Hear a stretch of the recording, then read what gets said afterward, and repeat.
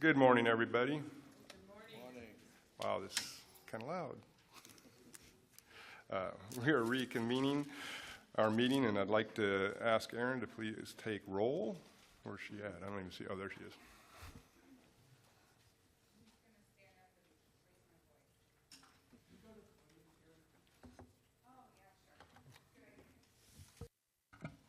Kevin Albanese. Here. Augie Beltran. Here. Linda Clifford. Here. David Delatorre. Here. David Diaz. Here. Susan Granzella. Here. Joan Hancock. Here. Pastor Herrera. Here. Bob Lamb. Here. Ed Lang. Here. Marlo Richardson. Here. Frank Shetter. Here. Paul Shafino. Here. Johnny Simpson. Here. And Nancy Springer. Here. Okay, this is public comment session for items on the agenda as well as items not on the agenda. Board cannot take actions on any items not listed on the agenda. Public may comment during this time or as an agenda item comes up. We will ask for public comment prior to taking any action on any item.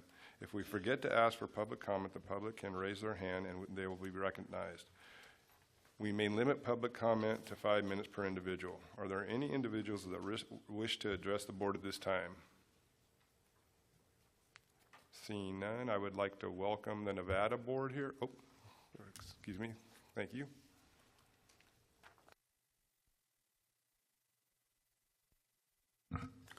Thank you. Good morning, the distinguished member of this board and staff and ladies and gentlemen of the public. I'm Benny Yee, and I'm a member, longtime member of this board. Since the first term of Governor Jerry Brown, and then Governor George Deumajian, Governor Pete Wilson, and Governor Gray Davis, and my term's up until the Governor Arnold Schwarzenegger. I'm here today. It's a very honor to meet all the new members and the staff.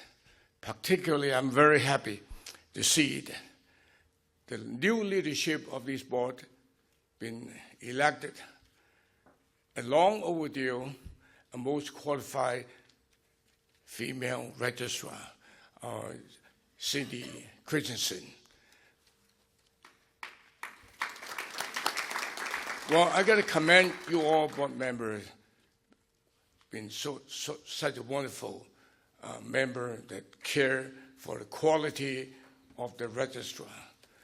And I remember the board was established in 1929. Can you imagine? 86 years ago, the first female most qualified registrar that today they're serving the entire state of California. Make us all proud. This is really the first reason for being here to meeting all of you and the public. So I'm very thrilled. And one thing I like very much to mention to you, since I serve on the board apparently more than anybody else that I know of. But I might come back because Jerry, he's a very good friend and he's an advisor in the past. So you never know, you might meet me here someday. Now, one thing, members, I like to ask you to think about something that I'm going to mention to you. Now, based on the board, the Contractors State License Board rule, if any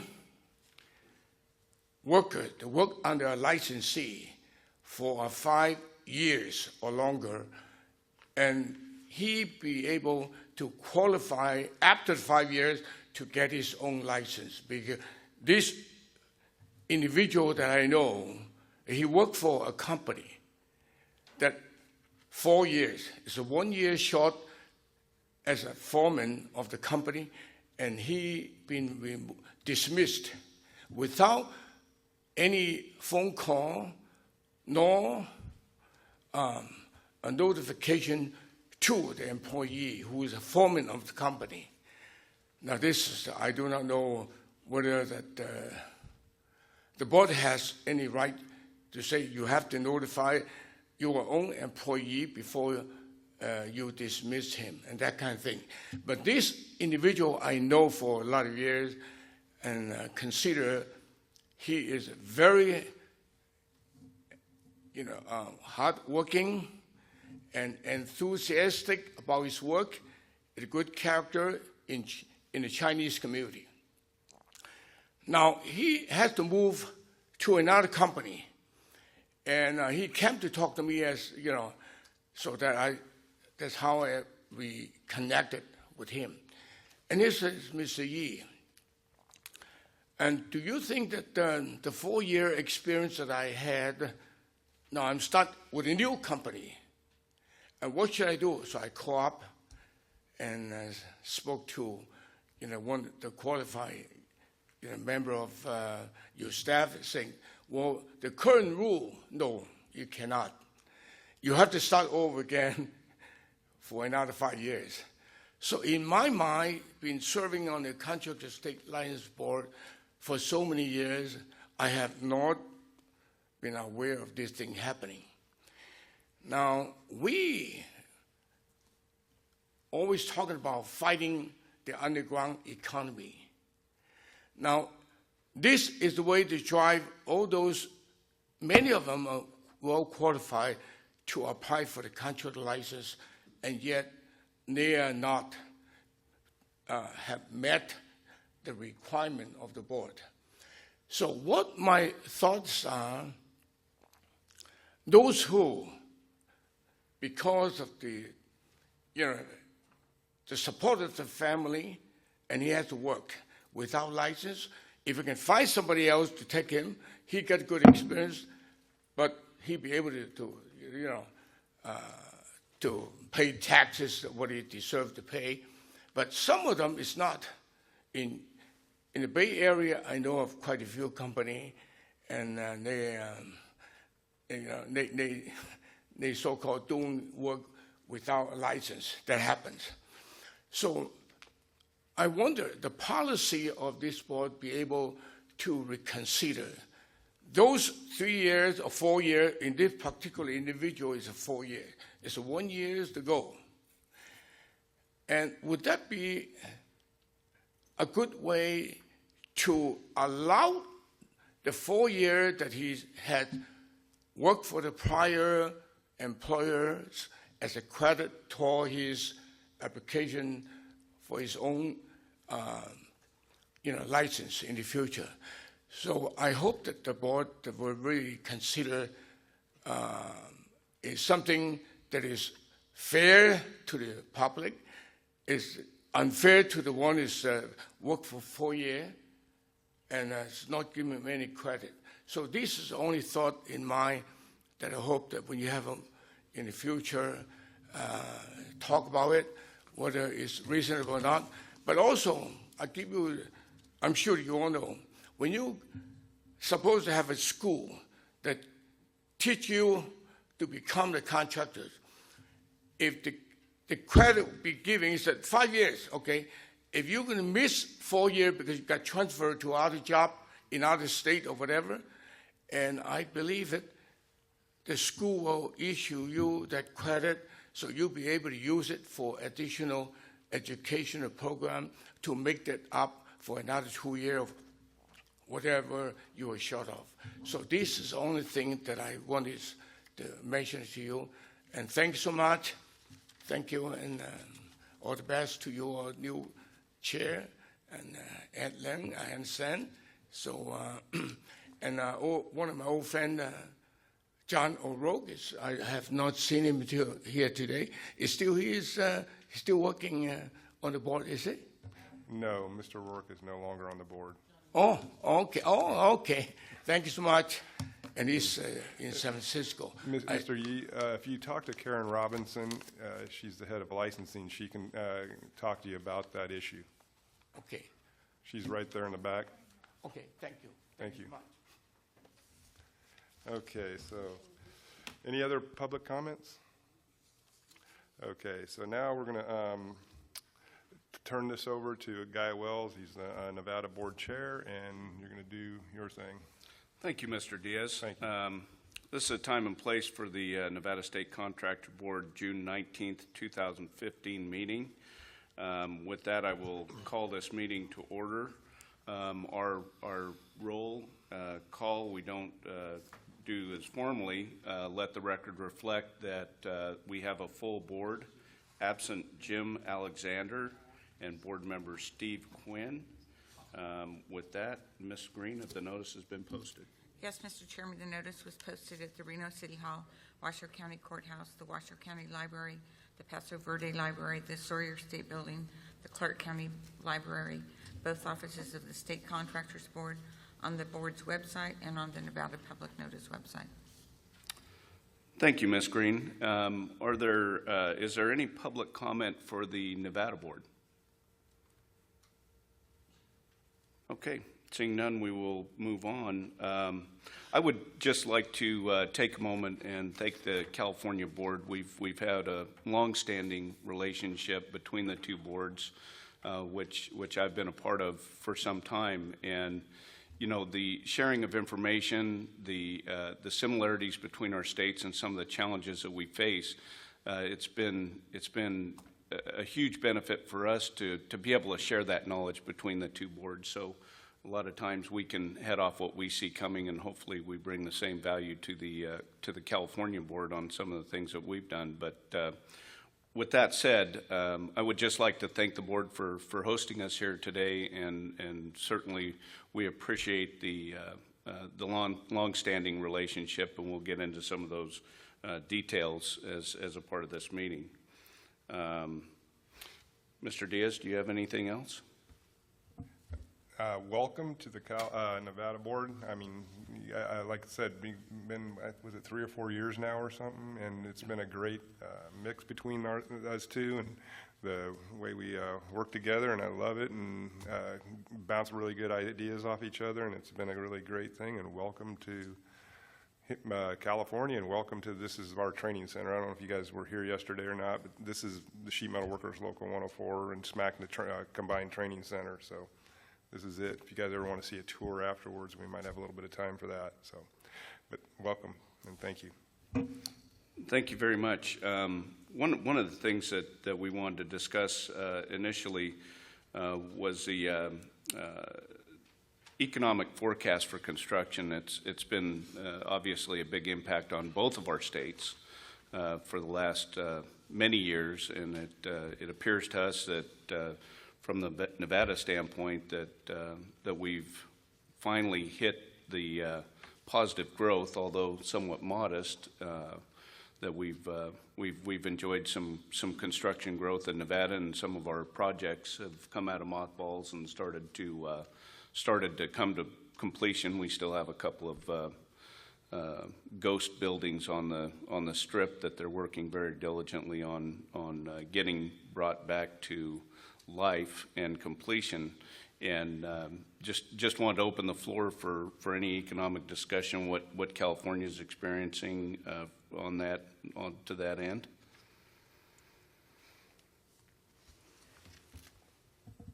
Anybody? Sure, Guy. And without pontificating about the state as a whole, because I don't live in that world, but in Southern California and in Los Angeles, there's I do residential work and commercial work, and so the residential work that I do as a steel contractor is the big homes, and there's a huge bubble right now in that market where the numbers are just insane in terms of volume. We're doing twice the amount of volume in residential work that we've ever done. It's that busy. The busiest year we ever had, we probably did about $4 million in sales, and we'll do $8 million this year. So that's the bubble going on in this high-end market. The rich get richer in that whole world. On the commercial side, a lot of the competition's gone away, and so even though it doesn't appear there's a lot more volume of work out there, there's enough to cover who's left, and so we're busier on the commercial side to the point where we're at capacity as a company. We couldn't take on more work, And we haven't seen that since '06. But that's, LA. That's where we are. Outstanding. We had some AGC information, and the three major issues that we look at that'll be fueling the growth for the next 12 to 18 months is going to be growth in the multifamily, and of course the shale oil boom and petrochemical natural gas plants that hopefully are going to be online, and improvements to the Panama Canal and growth to the West Coast ports, which is obviously important to us because most of what happens on the West Coast comes through Nevada on some form or fashion. And it appeared based on those same numbers that California is way ahead of the curve on growth as well, economic growth, and by percentage even more so than Nevada. I know from a personal level I've seen a substantial amount of growth in Southern California, but I really wasn't aware of what Northern California or Central California looked like at this point. Yeah, Augie? I think one of the things that you see that's unique about this recovery is that last time you recovered from the east to the west, and this time there are labor shortages in Colorado, Salt Lake City, Arizona, New Mexico, Nevada, California, Pacific Northwest. One of the challenges is, of course, is in educating the people, the workers. That's where labor's got a good jump on it. During the downtimes, labor as a whole has been working with school districts and community-based organizations to educate people, bring them into pre-apprenticeships, bring them into apprenticeships, which is the best place to train a new construction worker. San Francisco, you're looking at 50 tower cranes. Apple campus alone, you're looking at 5,000 people working there. And in the Valley, we've got 100 people working on high-speed rail. So I think one of the biggest challenges, and one of the things that I have heard is that last recovery, there was a large influx of undocumented people into the construction industry, and where people were looking towards those people, this time around, E-Verify has kind of nipped that in the bud. So work is here, and it's at least the West Coast is pretty busy. Not to shoot off on too big a tangent here. I agree. One of our biggest challenges is going to be drawing people into construction in general, and creating a platform that the new generation, Gen X, Gen Y, whatever you want to call them, is motivated to get into construction. And it's kind of what it seems to me is kind of a generation that they don't want to get their hands dirty. So, we are faced with some interesting challenges in the future with employment and drawing those people into, what I feel like is a lucrative and fruitful. We've done a substantial study into the millennials, which comes after the Gen Xers. They prefer to work in teams. They don't like to be told what to do. Very independent. And those are some of the challenges that our employers have out in the field is these young people go out there and they want to name what hours they're going to work. And they, I don't know how you can do construction from your backyard because they don't want to commute. But that is what the millennials are dealing with. And it'll be very interesting to see how they come into the workforce. Yeah, that's certainly what I've seen personally, and what we've seen in Vegas is, and one of the other challenges that we had is there was, both our states were hit hard, and so many people left during that cycle, quality people, highly trained people, and went to other areas of the country to work, and now bringing those folks back is going to be the challenge, because we've been through a downturn that maybe they've cemented into a new life elsewhere. So that's a big challenge for Nevada. Pastor. Good morning. Welcome again to California. Thank you. We're always glad to see you and to kind of share some thoughts. This area of where we're going economically, I think it's a big one for both states. I know you got the Tesla battery operation in Nevada. Well, congratulations. And I guess I was just, as I was looking at these, this very interesting forecast and the highlights. Of course, we have a reality situation, I think, of both states, is the drought, you know. And I just didn't know if you wanted to share any comments or maybe some of the people here on whether that's going to be a monkey wrench in this recovery that we're going through, or what impact it may have down the road, because it's very serious. I know you had a very forward-thinking water operator in the Las Vegas area, this woman that they had a big expose in the LA Times concerning the way she kind of really foresaw the situation of water in the Las Vegas area. And she did a great job, you know, of trying to figure out how they were going to be able to get groundwater to support this development in the Vegas area. So I just throw that out to you as far as what impact it may have. I don't really have the answer to that issue. But I will tell you, Augie, about the millenniums. Yeah, they might want to do their own thing. And I deal with them a lot in my schoolwork, of course. And when reality thinks that they have to show up to work, they'll do it. Because that's the way it is, and they're going to be required to do it. The studies might say something, but reality is another. Thank you. Thank you. Nancy? Yeah, just speak a little bit of the north. I can speak to Butte County as far as building department and the permits and the rise that we're seeing. And I do hear it from my fellow building officials throughout the state that it's very similar all over. Just a couple of numbers.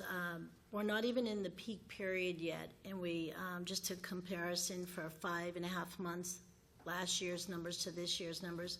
We had 68 permits for new single-family residents last year. This year we've had 109, and like I said, it's just now June. We had like 267 solar permits, and they're up 443. So inspections have increased about 30-something%, and like I said, not peak period yet. We're just seeing, I think we're kind of getting back to a norm, but we don't have the resources of a norm. And but there's a sense of urgency with this level of construction. It's all over. It's not just residential or multifamily or commercial. It's all over. It's additions, alterations, remodels, just like people got money. Here in California, there is a little bit of a rush with people with swimming pools because they're afraid with the drought. So we have seen a little bit of that. That's an impact from that. And we are seeing some people come forward with the gray water and how to reuse their water and different new sustainability and green building items. So we are seeing those kind of differences. It is hard, again, with employees and bringing on qualified individuals because we did have a mass.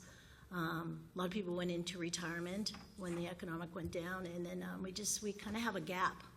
So that's kind of what we're seeing here. Thank you, Nancy. Chime in on Augie and Nancy about the qualified workforce. The Governor Brown here in California, a month or two ago talked about bringing greenhouse gas emissions down 40% below the 1990 levels, which that means the energy code is going to change, Title 24. It makes it way more stringent, but you also have to have the trained proper people to do it, which is going to be an issue coming in the next few years because we're going to have a lot more people retiring, so we got to train the new people coming in, and hopefully we can get them to wake up, Augie, and get to work, right? So that's going to be an issue, but it's actually going to be make a lot more hours or whatever you want to call it to build a building to meet those codes. So, and the 3 mechanical crafts are going to be, on the mechanical side are going to have some issues at least I see it with the sheet metal workers, because we have a lot of people at that age to retire right now, and I'm assuming the rest of them do. And I'm not sure about the carpenters. We probably have the same issue as well, right? Yeah. Yeah. And the beauty of the millennials, though, is that they embrace the new technology. Yes. So they're not scared of BIM. They're not scared of the talking to the satellite and laying out a building. So they'll be the ones coming up with the new and more efficient ways to build buildings.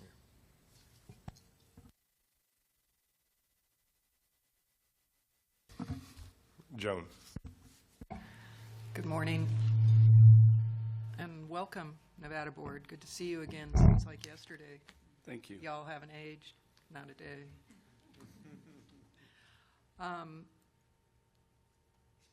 Just to comment on what Nancy was saying, I kind of wonder how many of those permits are, at least that ones for new houses or remodels, are a result of migration from other cities to more rural counties due to the lack of affordable housing in urban areas, which brings up a comment to piggyback a little bit on what Augie was saying about millennials and wanting to stay in their own backyard. I see it as being closer to urban areas, and because of their investment in sustainability and Earth First and issues of that nature. I think as a result of that, we're seeing a lot of density building. I think millennials are accepting the less is more kind of reasoning. I think they're probably more concerned with issues around transportation. These are things that I hear, and being close to urban areas and avoiding freeways and clogging up the atmosphere. And as a result of that, and a combination of those things, most of the building, at least what I'm hearing about in mostly Northern California, the residential home building is more tract building and or density building just in outlying areas of cities. And part of that is due to low interest rates that have been here for a while and may stick around for a while. And with that came this surge of very expensive real estate. And I think, people are on guard with that thing, that they might be able to afford it now with low interest rates on their homes, but who knows what lies ahead if they have to refinance, at a time when interest rates are not as good. But still, in all, I see sort of it's a bit of a loss of an era of construction art form, which makes me a little bit sad, because I think in some of those areas you're just not seeing some of the quality construction. And I don't want to sound dour about the whole thing, but the upside is the issue of where the millennials are going to take us, and the downside is that we're paying a little bit for that. So anyway, that's my 2 cents. Good to see you all. Welcome. Thank you. Good to That's see you too. change. Yeah. Kevin Albanese and then Kevin Burt. No, I was just going to, as a Bay Area contractor, one of the things that we've really seen is a discrete recovery, like a pocket. You go on the west side of the Bay, and it's absolutely booming. You got tower cranes in Redwood City, you got tower cranes in San Francisco, you got tower cranes in San Jose. The high tech, the urban family, the high density living, it's not affordable housing that they're building. Then you go to the east side of the Bay, and there's just really not a whole lot of activity. So it's a very, very discrete recovery, although it's going gangbusters. And it seems to be pockets. I'm not sure what you're seeing up in Sacramento. It doesn't seem like Sacramento on the private side is really cooking yet. At least that's what I'm being told. We don't have a big presence there. One of the concerns certainly is labor and work shortage, but also public funding of infrastructure. I know in California, the governor's called a special session to try to figure out how to deal with the infrastructure problem and the deficit. Our politicians back in D.C. can't figure out, how do you say it politely? They can't figure it out, with the Federal Highway Trust Fund that states like ours, and I'm sure yours, depends upon to get these larger mega projects going, do the EIRs, environmental reports, and whatnot to get these things sustained. So it would be great to come to some sort of equilibrium between the public, the private, and then the geographic booms as well. Thank you. Kevin Burke? Thank you, Guy. I'm more of a question. Been on the board a number of years, and obviously both boards had a big run-up in the economy in the mid-2000s, and then I know in Nevada we had a big reset with the Depression, actually, in construction. So it'd be great if the California board could share some of the things they're focusing on now as your economy certainly has reignited. I think you're definitely in front of the Nevada economy, and I know in Nevada, we're trying to focus on what are the things that we learned in the great run-up, and now we have almost a second chance to do it again. And we did a lot of things right and some things not as well. And so I'm sure it's probably the same way in California. So Cindy, maybe you could share some of those things that you are focusing on now that you almost are going down that same path twice. Not to put you on the spot. I'm really not quite sure, not being just into the construction industry personally, I really don't know how the construction industry is going to be, grappling with that. But in terms of the board, what we're trying to do is get our workforce up, because when we did have the big boom, when was it, in the mid-2000s, our staff was really struggling to keep up with the volume of the applications, and with the volume of new licensees meant that we had a new volume of enforcement cases. So one thing that we're always looking at and projecting and trending is to make sure that we have enough staffing resources, so if there is a big bubble that comes up again, we're prepared by having, a good IT staff, and so that we have more things automated. We have our staff trained, having procedure manuals, constant training, and like I said, more automated functions. So I think that's just where we're looking at the board level, and then the construction industry, I would defer to our board members.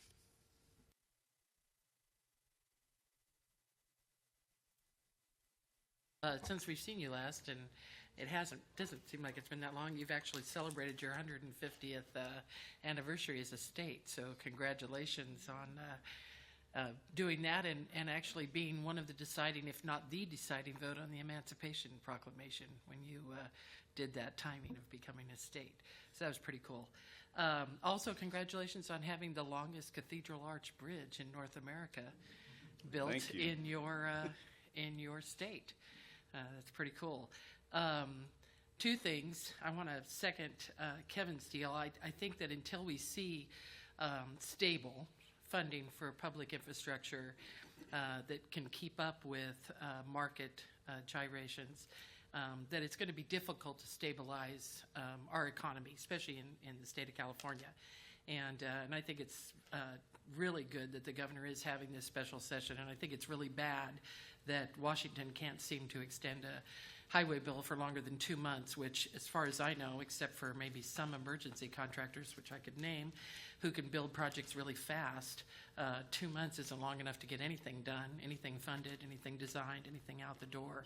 So we do need serious help. And you guys have really set a standard. Your infrastructure's outstanding in the state of California, in the state of Nevada. When we can kind of tell the difference when we drive on 80 when we get to the state line, which frustrates the crap out of me. But anyway, but you've set a good example for us, and I know with the Tesla coming, you'll have other infrastructure needs that'll have to be constructed and funded, and it'll be interesting to watch that.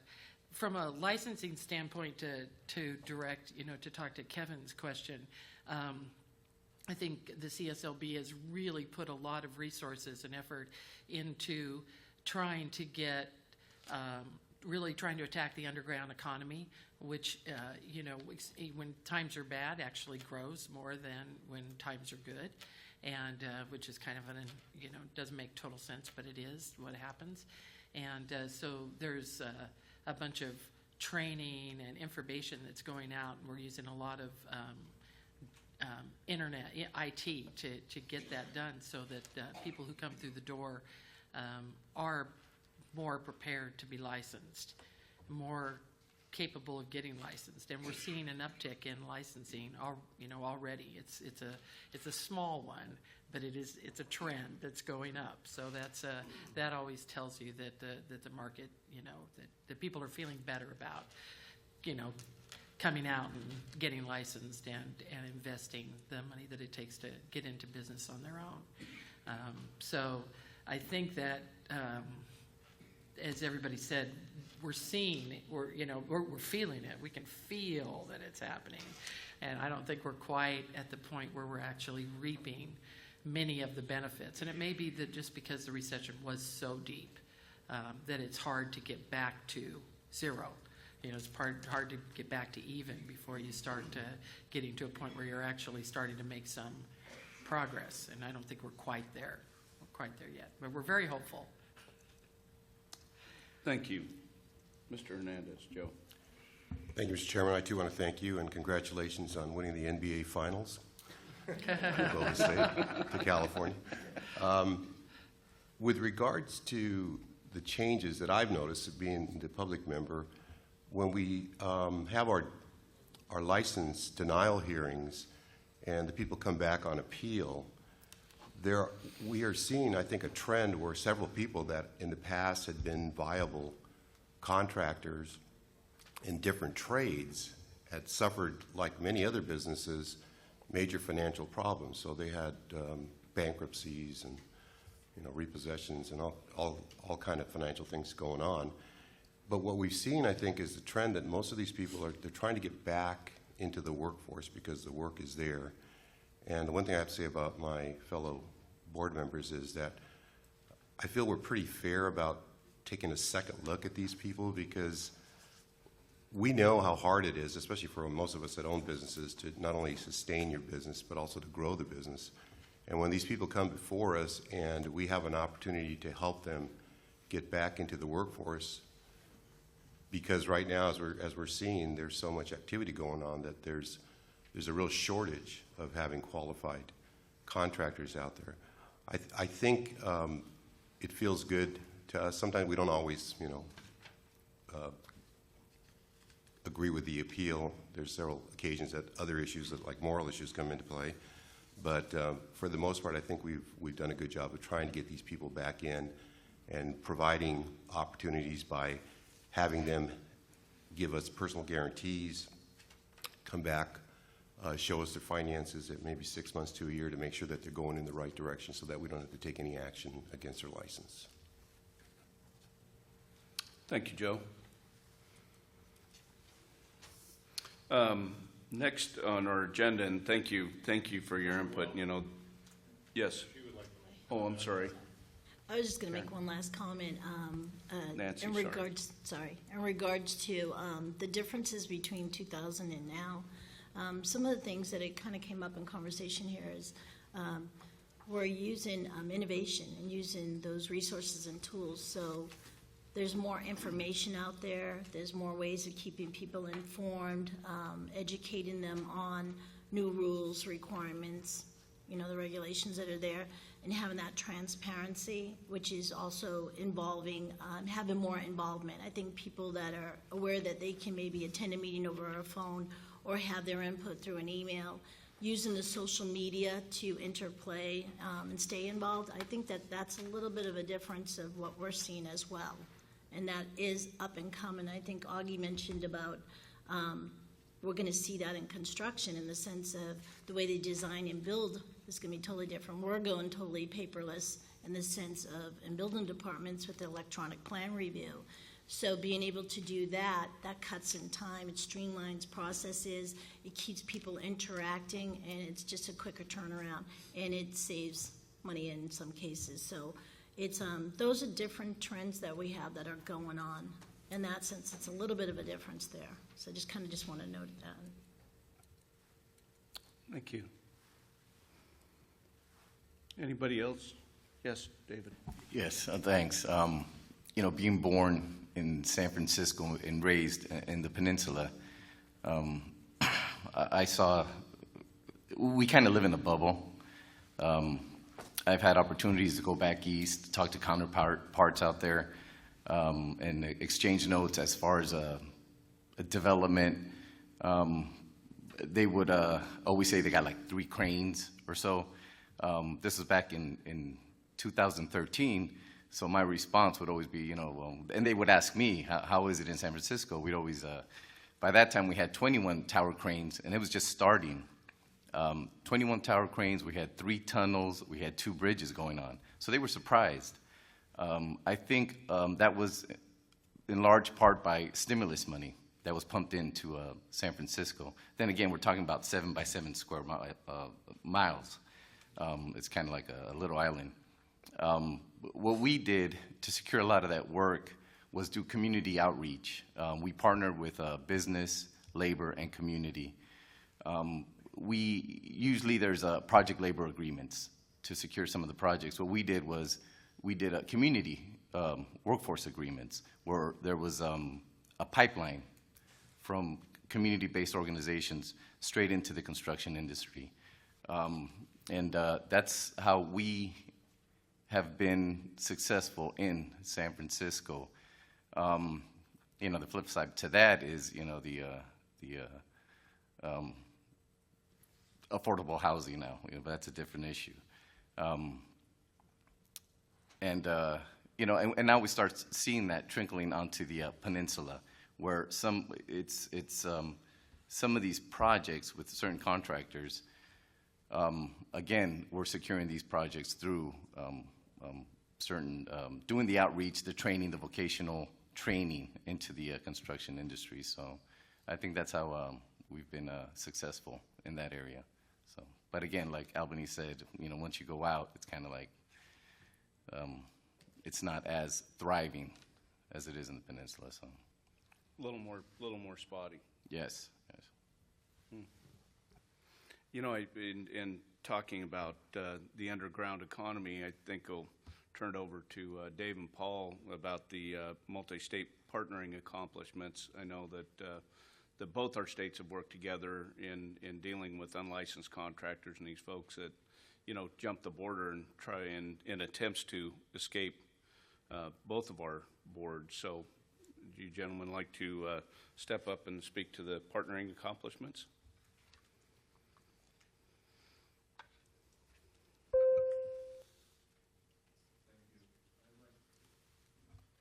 I'd just like to begin by discussing the multi-state stings we conducted a few years ago.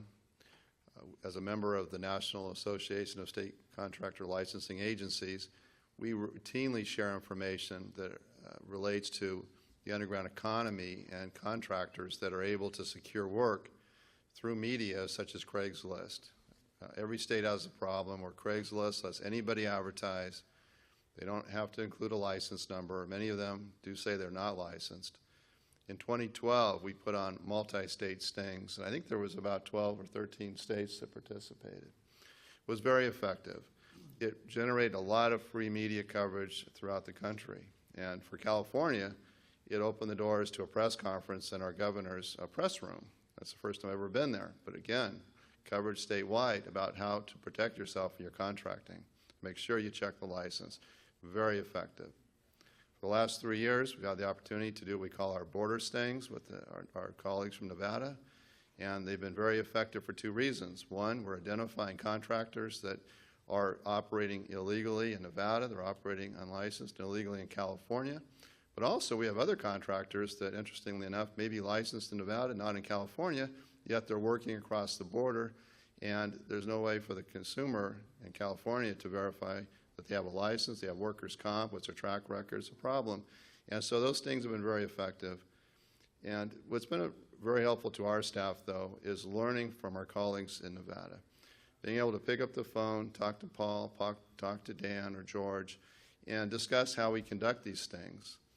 When we've done the Nevada stings, we've had one of our staff participate on your side of the border, and they've learned a lot from those stings, and I hope that Paul's staff has also learned from ours. We've shared best practices. It's helped us to improve.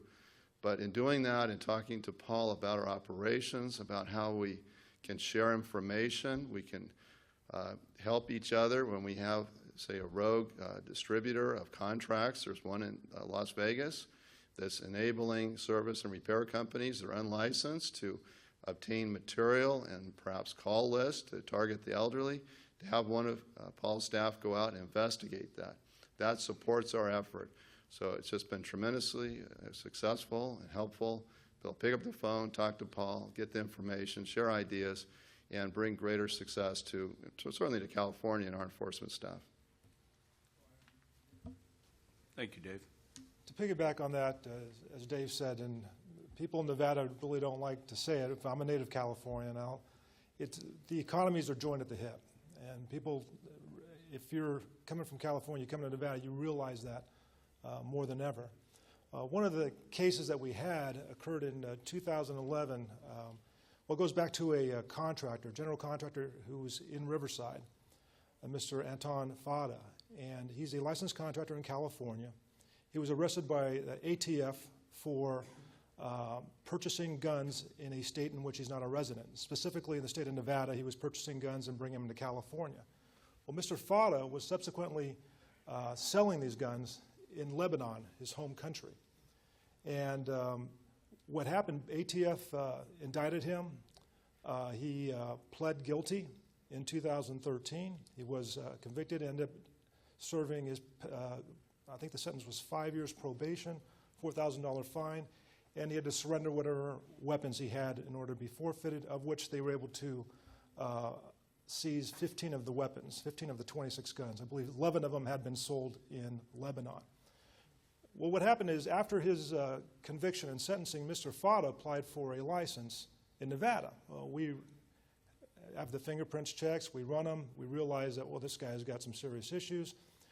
We end up calling Dave and letting him know, hey, just to let you know, we're dealing with this application on our side, but you may want to look at it on your side as well, because we're going to staff's recommendation is going to be for denial to the board, to which Mr. Fada ended up appealing the board decision and going to the board and facing the board, to which the board held up the denial, based primarily on the fact that he was on probation and the conviction for the gun charges.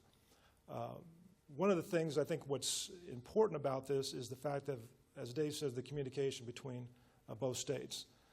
I can honestly say that we have a closer relationship with your staff here in California than we do have within any of the other neighboring states that border Nevada, and that's primarily due to the efforts that Dave has put forth and that your enforcement staff has put forth. And we can say we have got a very, very strong working relationship, and we have learned a lot.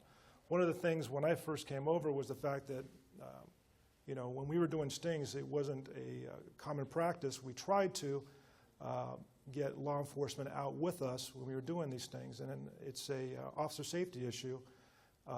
But we really put forth a strong effort in addressing our needs with the Nevada Sheriffs and Chiefs Association, and whenever we are doing a sting, we are getting law enforcement out with us. Calls are being made directly to the chief of police or the respective sheriff, and they've been very, very receptive in supporting us.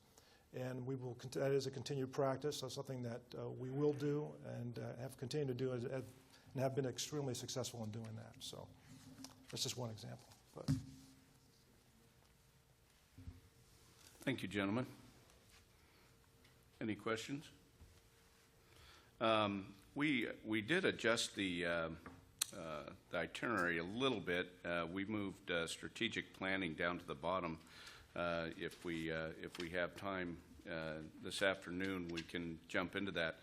One of the things that came up repeatedly last night during dinner in conversations was the solar issue and what both of our states are facing with the onset of solar companies.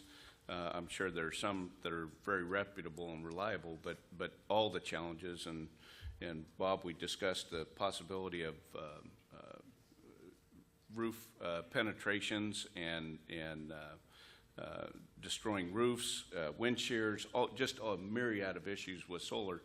And actually, I had a very personal experience with solar. I had a gentleman show up at my house and pitch me a week ago on putting solar on my house, and did it in somewhat of a, I'm going to say unscrupulous manner. He alluded to the fact that he was part of NV Energy, and later in the conversation I found out not only was he not part of NV Energy, but I called the NV Energy, and they said that they're a competitor of the electric company. So that was my first adventure into solar, and you know, I'm just curious what California is seeing with the solar people coming in, and how the California board's handling the solar issue.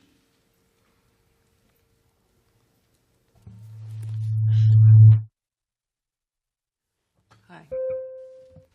Well, Pastor started a very broad discussion yesterday that was, you know, I know you're probably going to want to talk a little bit, but yeah, if you go to any home show or you walk into Home Depot, that is the majority of sales that is going on. It's pretty amazing, and they're very aggressive. And, you know, there's some standout companies that are occupying most of the market, but there's just a myriad of companies that are opting into this. And we have some current legislation that we're looking at, and I'm sure, you know, Laura would probably be the best person to talk about that in terms of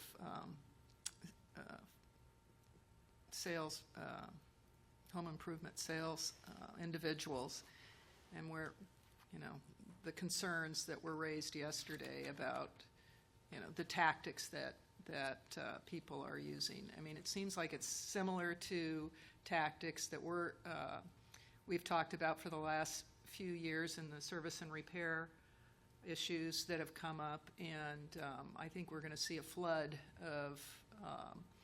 of these things. If we're not seeing them now, I think we'll see a flood of them, and you know, we're worried about it. It's kind of top. It'll be a top issue for us to deal with as we move along in the year. How are they licensed? How are the solar companies licensed here in California? I think, Karen, you want to address that?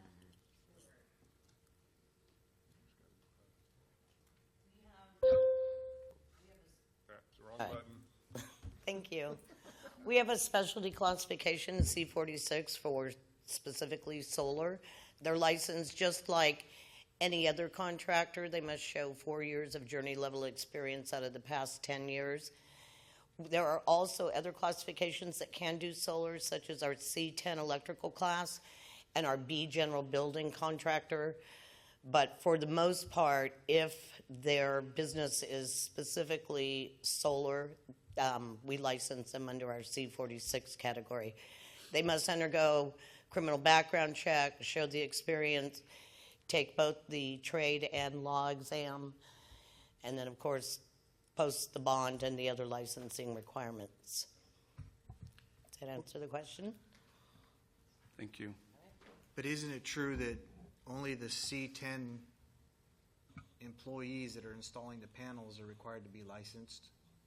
And the C46 or certified? Well, certified, yeah, if you work for a Neither C10. the B, the A, nor the 46 people need to be, so anybody who gets hired by a B, an A, or a 46 doesn't really have to have any real training to install the panels. Right, and David's more of the expert on this, but as far as the certification for employees of electrical contractors, it does only apply to the C10s.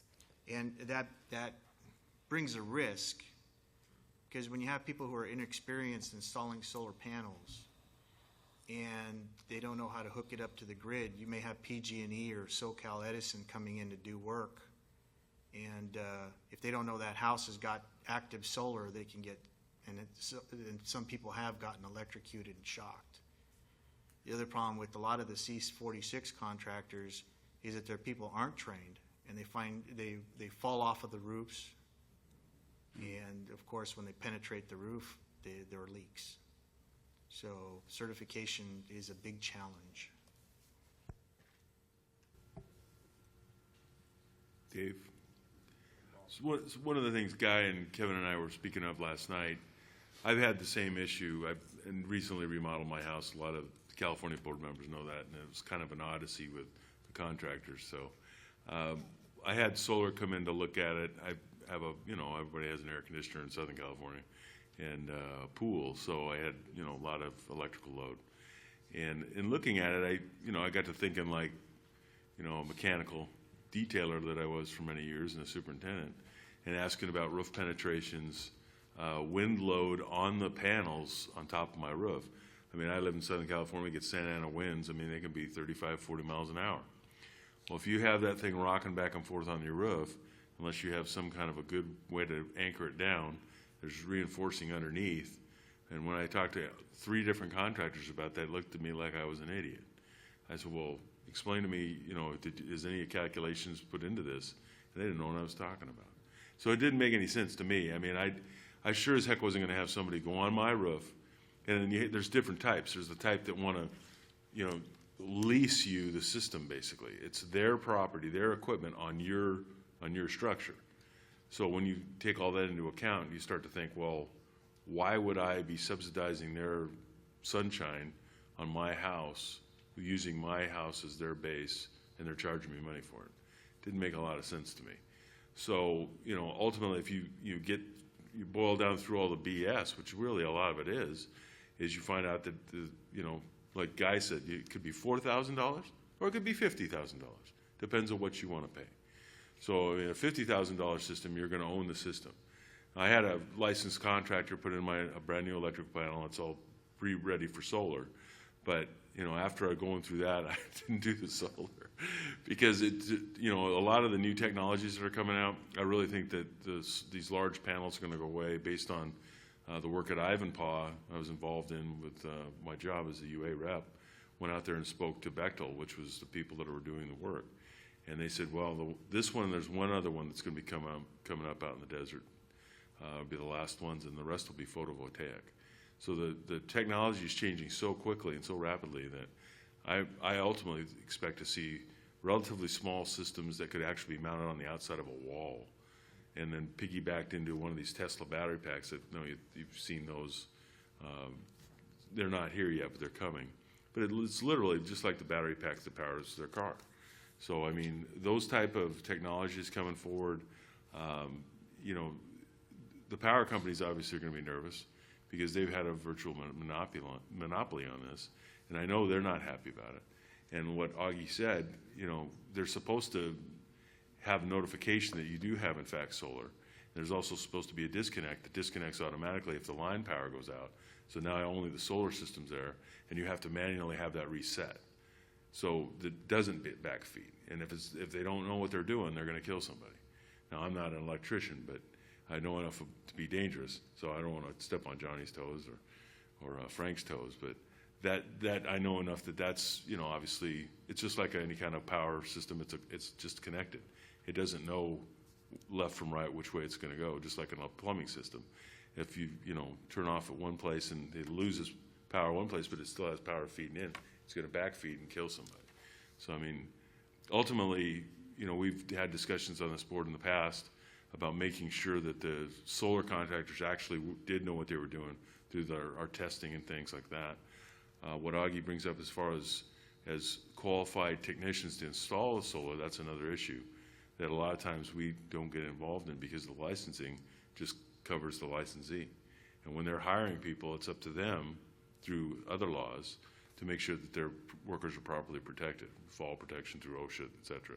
So, I mean, ultimately, that's going to be a problem as well. But I think from a homeowner's perspective, we have to make sure that the contractors are taking into account everything that has to be done to properly install the systems as they currently are being installed. to mitigate any problems with roof leakage or structural damage from wind loads or loads of the panels. And specifically if you had like a tile roof. I mean, a tile roof can't hardly take any weight on it. And if it's not installed properly on a tile roof, you're going to destroy the tile roof and waterproof integrity of the roof, and then ultimately the house will be at disadvantage. So anyway, those are some of the things we discussed. Yeah, so we're having, as building officials, we're having a lot of issues with the solar in regards to a lot of complaints from homeowners in the sense that duplicate permits. A contractor can come into a building department and pull a permit as a contractor. They don't need to have the owner's permission to pull that permit, and you wouldn't think a contractor would pull one without having some kind of a reason to make that payment. But we're having dual companies come in, and when we get the second company come in on the same address, we then have to check with the owner who really has the contract, and some of them are blindsided and don't realize that the other company actually pulled that permit.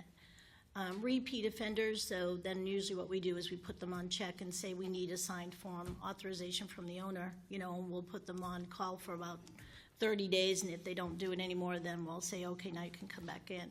We try to work with them. We are also under, well, to finish the complaints, we also hear from roofing contractors that the holes, and they're voiding the warranties on the roofing. And that ties into legislation we're dealing with. Right now, we have current legislation that requires us to adopt an ordinance by September 30th that streamlines the process for solar. We have a certain deadline. Pretty much we can't say no to solar unless there's some specific reason for that. We're limited on the inspections, 1, maybe 2. We have to turn that around pretty much within 24 to 48 hours. They have standardized plans. California has developed a California Solar Permitting Guidebook, and in there it kind of has a checklist for contractors, tells them everything they need to do, gives them a standardized plan, electrical, structural, kind of outlines that for them. And we as building departments are required to also provide electronic filing.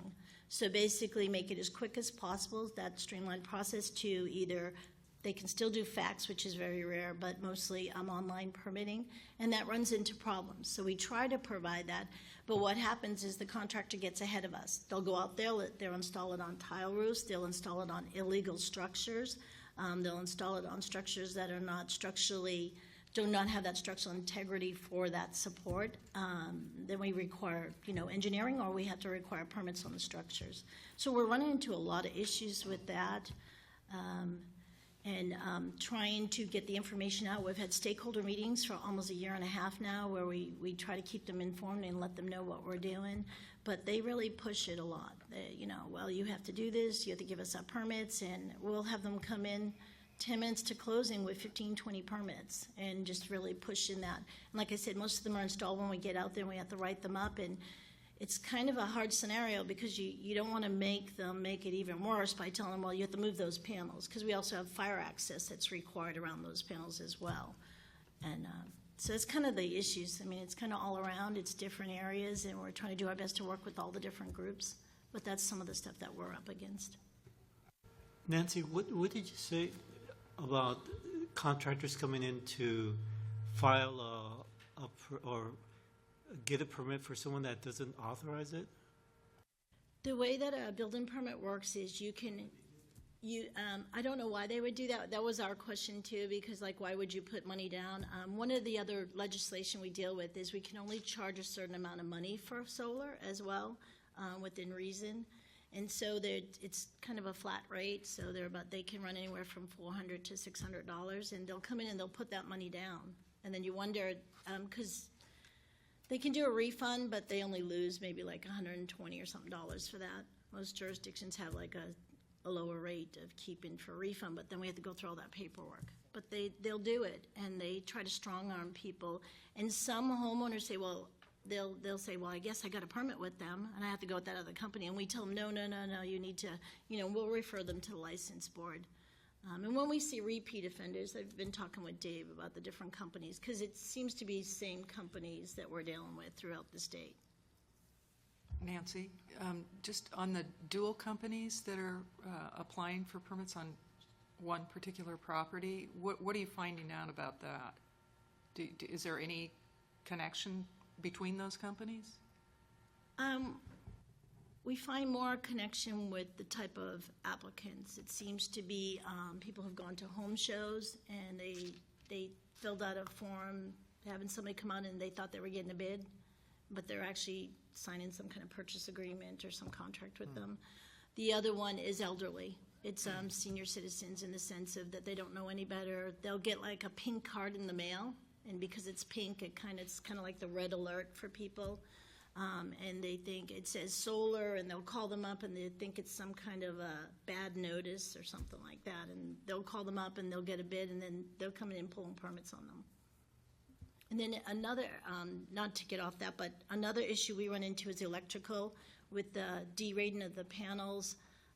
PG&E, we talk with them. They're part of our stakeholder group. Part of the ordinance requires us to talk with utility owners as well as PG&E and all them. They either have to upgrade these panels sometimes.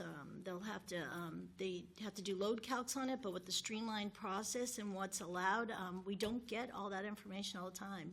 So it's just some of the issues. I have a question too, and maybe this is for all of us because I don't know the answers to this, but we had a client, a church that had some solar panels installed, and we wanted to make sure, because I'm an insurance broker, that the responsibility of who was to insure the panels was clear, and it wasn't. They kept saying that they would cover it, but yet we never got anything to support that, a certificate of insurance or anything like that. So I'm a little concerned both on the commercial side and on the residential side that when these panels are installed in somebody's house, and we have a residential recovery fund in our state, so when people have issues on their homes with the contractors, they can come back to us after trying to go through all the different channels to get some kind of a remedy to try to recover some of that money.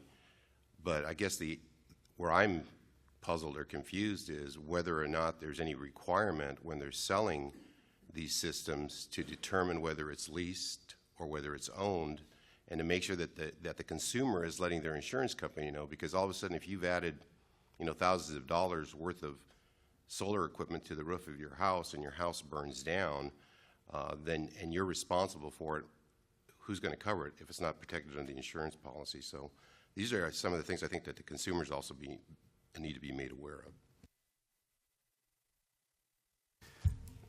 Pastor? Well, this kind of leads me to the point that there's definitely a need to educate consumers about this whole industry, because as my colleague here, Joan, has said, that it's a very aggressive industry, and rightfully so.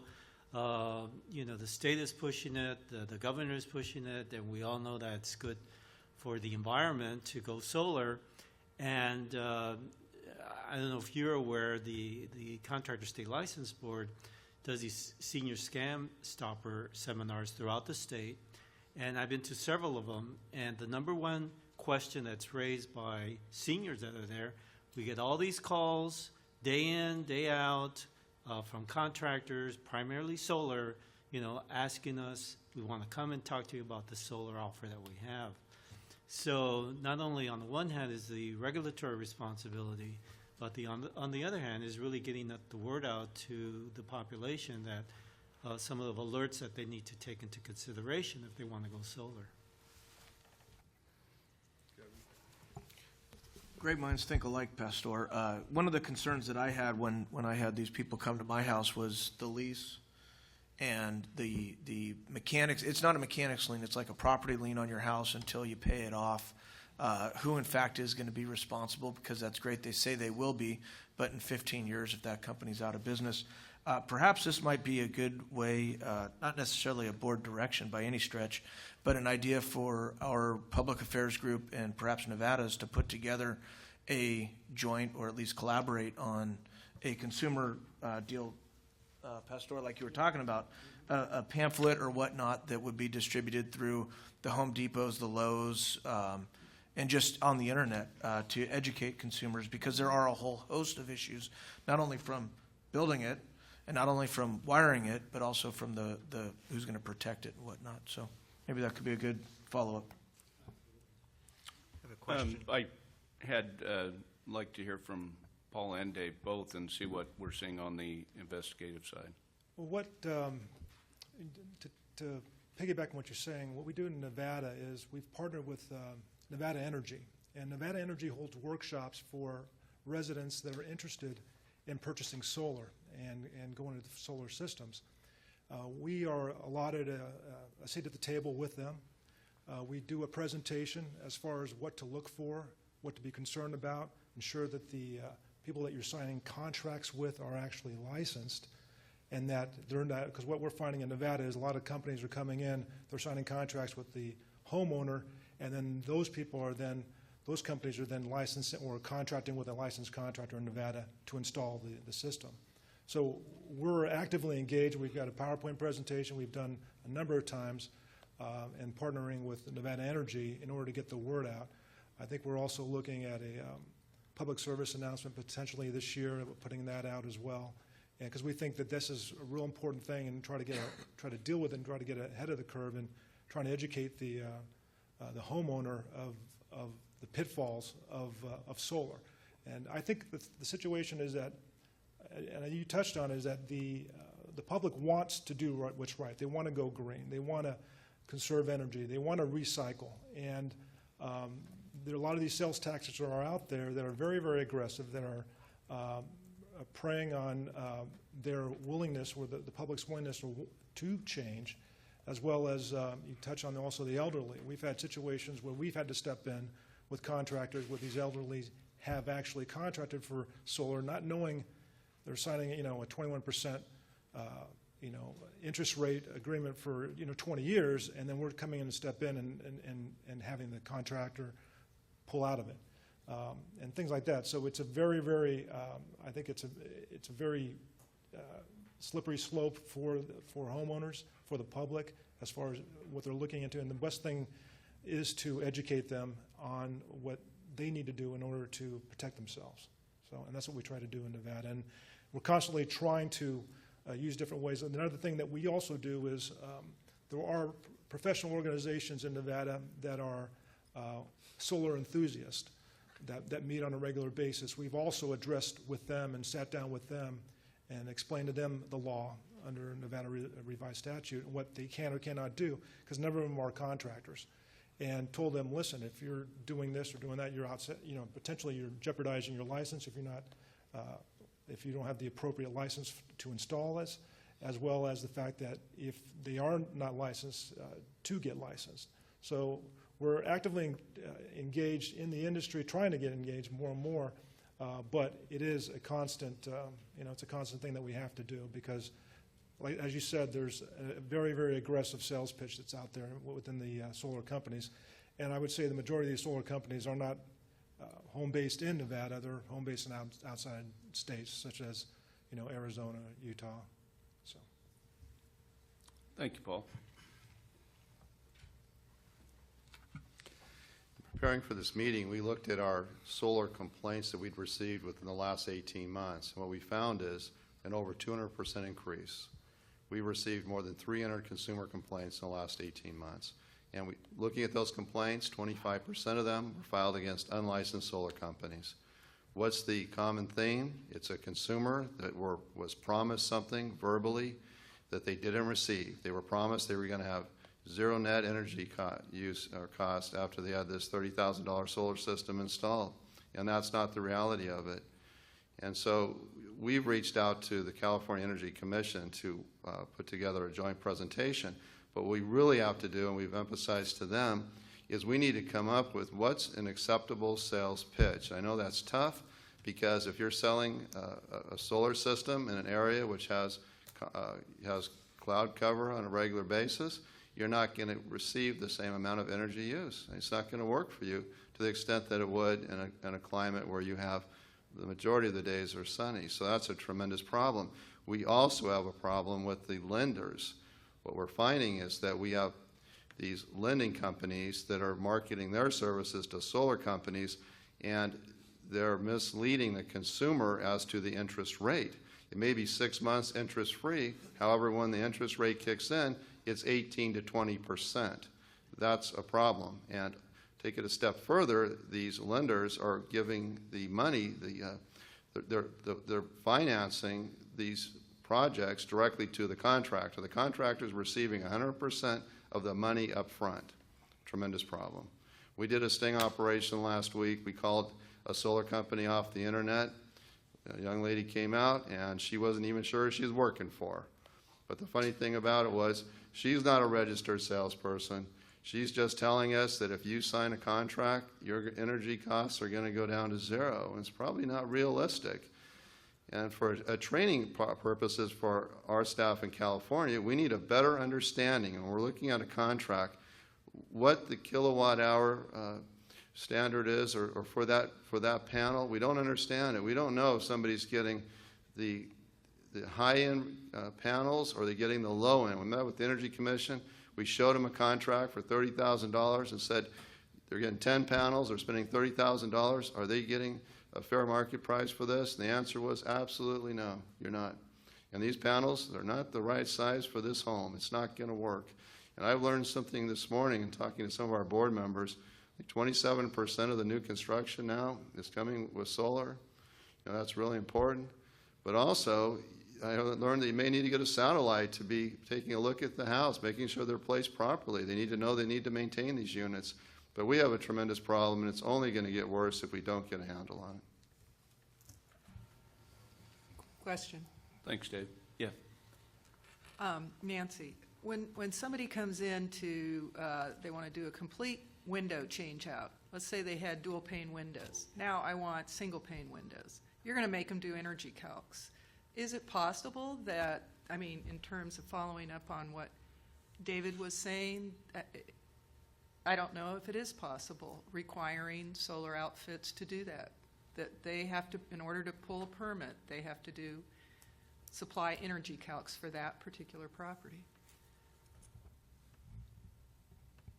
With the new legislation that we have, we're limited to what we can request based on the solar permit guidebook. If we do determine that there's some issues with electrical, we will push the envelope and say we need to have load counts, we need to confirm that that's going to work.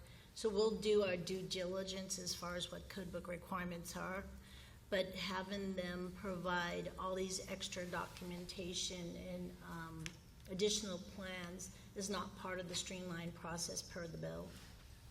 So we're kind of restricted to that standardized plan. That's why with our ordinance, we're trying to make sure that we outline every little thing we possibly can to put it in there.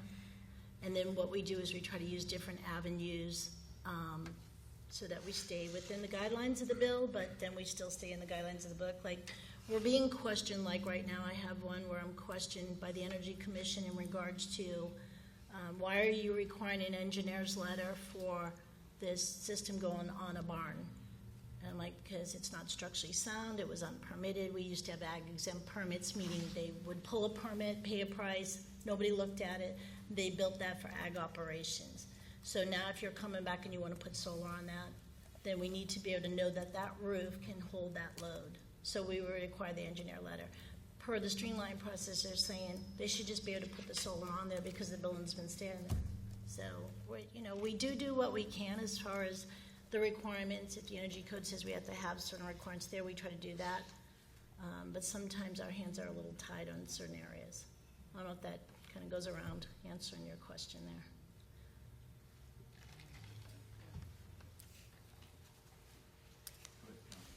Yeah, I'm an electrician out of San Diego, and I represent a large group of IBW members in San Diego. We train for solar. We do all of those things. I have two major contractors that are probably some of the largest in the state as far as doing rooftop solar. A large portion of their business is rework, fixing other people's installations. And what we have found is that, and the statistics sort of bear it out, with our great utilities in California, what we find is that when you add them all together, PG&E, SCE, San Diego Gas and Electric, SMUD, LADWP, all told up they have roughly 50,000 people working for those utilities. In the solar, and they got up and went to work this morning. In the solar industry, roughly 57,000 people got up and went to work this morning in the state of California. So the solar industry has grown, and we're not going to stop that growth. As you heard Dave talking about 21 to 27% of the new homes being built in California are being built solar ready. I think that a large portion of this is folks tend to see solar, and they see a guy with a truck and it says solar installation on the side of the truck, and they think this guy's an expert. It really comes down to the same thing we would think about when we hire a plumber to come to our home, or an electrician, or a carpenter, or any other craft. You know, proper people installing these things, and due diligence by the customer needs to be done. So a solar installation is an electrical installation, and if you're going to have we have California certification for electricians working for C10 contractors.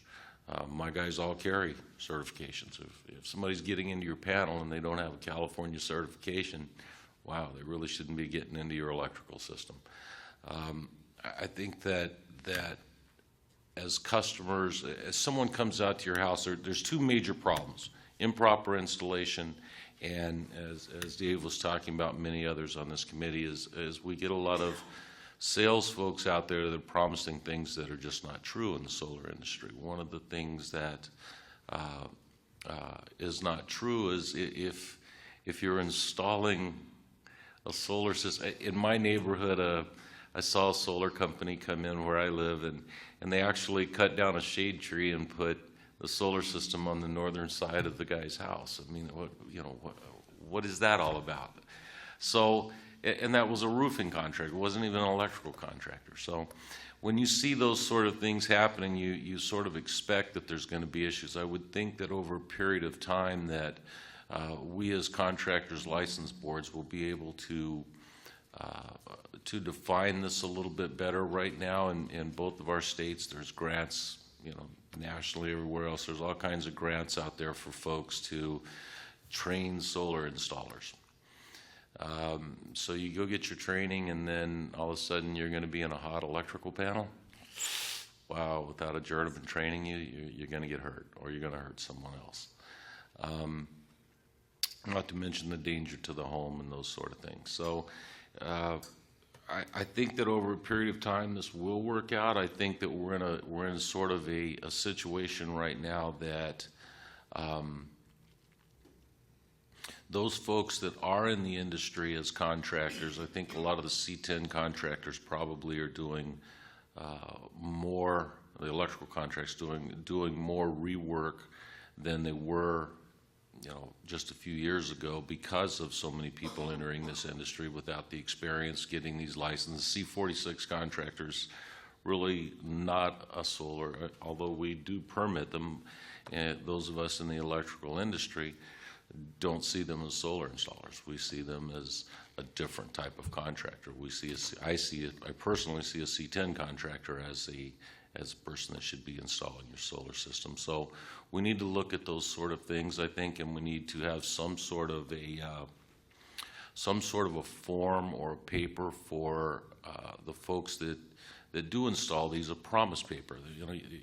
So often you get a salesman that comes in and talks about, geez, I'm going to take you to net zero. You're going to get a check from the power companies and those sort of things, or they'll put so many panels on your roof that the roof doesn't bear the weight. You see those sort of things happening. Frank mentioned this morning, we talk about for solar it's peak rates, and I don't want to get real technical. I mean, get on the electrical stuff and lose everybody. We'll all go to sleep. But when we start cutting off the peak rate times that you pay for energy, and you cut that peak off, and then you cut into that middle time, that's when the solar system is really paying for itself in doing those things. When you're trying to take people to net zero, you're actually paying more. You're paying way more than you should. You're not going to recoup those funds without a long period of time. We see things like guarantees for the panels. It's not very often panels break. What really breaks is the inverters, and they're the most expensive. So when we get these folks out that are doing 10 and 20-year guarantees on your solar system, they need to make sure that they're getting them on these inverters as well, because that's the most expensive part. So I think it can be solved. I think the issue can be solved. I think it's good for our country. I think it's good for our environment. I think it's good for our workforce. We can see by the numbers that it's happening. But we just need to be able to regulate this to a point that our folks that are installing those panels and selling those systems will be able to put a product out there and be qualified and capable of doing what they say they're going to do. And I think we can do that as a board. We just need to make sure that we have professionals come show us what to do. And I personally, like I say, I've got two of the largest in the state in my jurisdiction in San Diego, and I'm sure they would be more than happy to put a class on for our investigators and our folks and show them how the industry works. Thank you, John. I'm sure that there's going to be a lot of continued sharing as this progresses, because I don't know that there's any quick solution for sure to this circumstance for either one of our boards. But I think it's important that we try to get ahead of this as much as possible and stay ahead of it, so as to protect the consumer and the health, safety, and welfare of the public. To that end, are there any more questions or comments with the solar? I'd like to make one other comment. Yeah. The California board has been really dealing and grappling with unscrupulous plumbing and heating contractors, boiler room schemes, things like that. Also, the furnace guy, the guys in the HVAC going in and replacing these things. The exact model they use is the same one the solar guys are using. So anytime I see somebody on there starting to, the way they talk, you all know how they talk, just like used car salesman from a bad movie. I mean, it's crazy. Once you see that starting to happen, the red flag goes up for me instantly. And the problem is it doesn't always happen with the consumers, and that's why, to me, and I think everybody on our board, and I can tell from you, speaking to you gentlemen, that that's the same with your board, is that you have to be aware. As soon as that tactic starts, you have to be aware that that's probably what's going on, is people are trying to take advantage of people that shouldn't be taken advantage of. So, absolutely. Nancy? Just the last comment. I agree with Johnny as far as the electrical portion and having qualified individuals install that, but there's also that structural component as well. Mm-hmm. And that is that making sure that the individuals that are installing the racking systems and installing the panels themselves, that takes that specialty and that education to know how to do that and not void warranties on roofs, as well as on ground mount systems, which we didn't really touch on, but issues of using unlisted products and non-approved products coming from other countries and not doing their work on that. That's kind of some of the things of educating the consumers as well as the contractors on as well. I just didn't want that to be lost in there. Yeah, Thank you. One thing I have to say too is maybe both boards should look not just at solar, but anything coming in to the future, especially like with the drought, with rainwater catchment, and making sure that we stay ahead of people trying to sell that, just like they do solar. Maybe, just look ahead of what's coming up, basically Title 24, the new plumbing codes, whatever it is, to see what's going to be in the future, and make sure we just stay ahead and understand these people are going to be trying to do the same thing that they did in the HVAC, solar, whatever it is. They're going to come in and try to sell you something, because that's just the way it is. They'll be on Craigslist, they'll be on everything. So anyhow, that's it. I just have one last question. It's for Nancy again. I'm sorry. You're killing me. Somebody comes in for a permit for panels, to install these panels. Is an inspection required?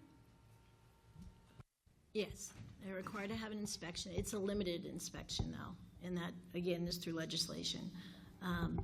But if we do see something wrong, structural issues, electrical issues, we do call that, and we do go back. We do work with most ours. Like I said, we're, in our county, Is it I a can speak post to, we in- do holder meetings Is with it a them. post-installation inspection, meaning after it's completely done?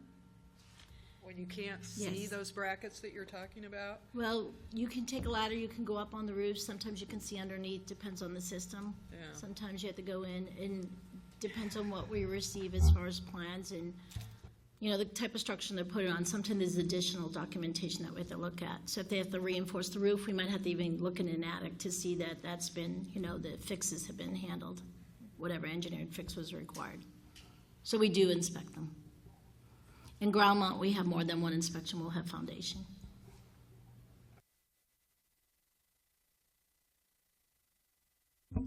Nancy, when you get these permits, do these usually come with a re-roofing permit?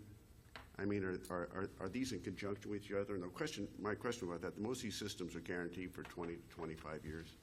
So if you have a roof that's 10 years old, most roofs are good for, 20, 25 years. So now you're putting a system on top, on top of a roof that's already has some age expired already, right? So when the owner re-roofs, a lot of times they don't think about, now they're going to have to tear that system off and re-experience that whole reinstallation again. They own the equipment, but, I think there's a lot of moving parts to this solar.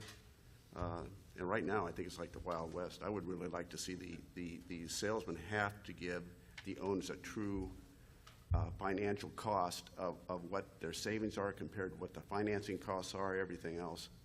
I don't think they give you this, you're going to save on your utility bill, but they don't say, by the way, you're going to have to pay, for 20 years at 5 or 6% interest on this $30,000 you borrowed to install the system. So where's your real savings? Just one comment. I know we're being very negative on solar. There are some solar companies out there that, you bring up a good point there. It's not something that we look into or make recommendations to unless something's very obvious. There are issues with the roofing or whatever, but there are some solar companies that we have heard from the applicants or from the contractor coming in that they have recommended that the roof was this age, that we may want to do that in conjunction with. They have made recommendations and have informed them that their panel may need to be upgraded. So there are some that are doing their due diligence and doing their job and informing the consumer. So I don't want it to be totally negative. There are some that are doing that, but it's not something that you see a lot of.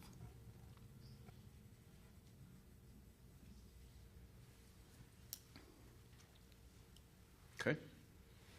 Thank you. That was valuable input, and there was so many things that we talked about last night and again here today that raises question. I don't necessarily look at it as a negative, more so as a learning for things that we don't think about. And unfortunately, in most cases, we're dealing with the people that aren't doing it right more so than the people that are doing it right. So with that, before we move to the next item, let's take a 5-minute break. We were getting 6 yesterday. That's not what Dave said. He said 4.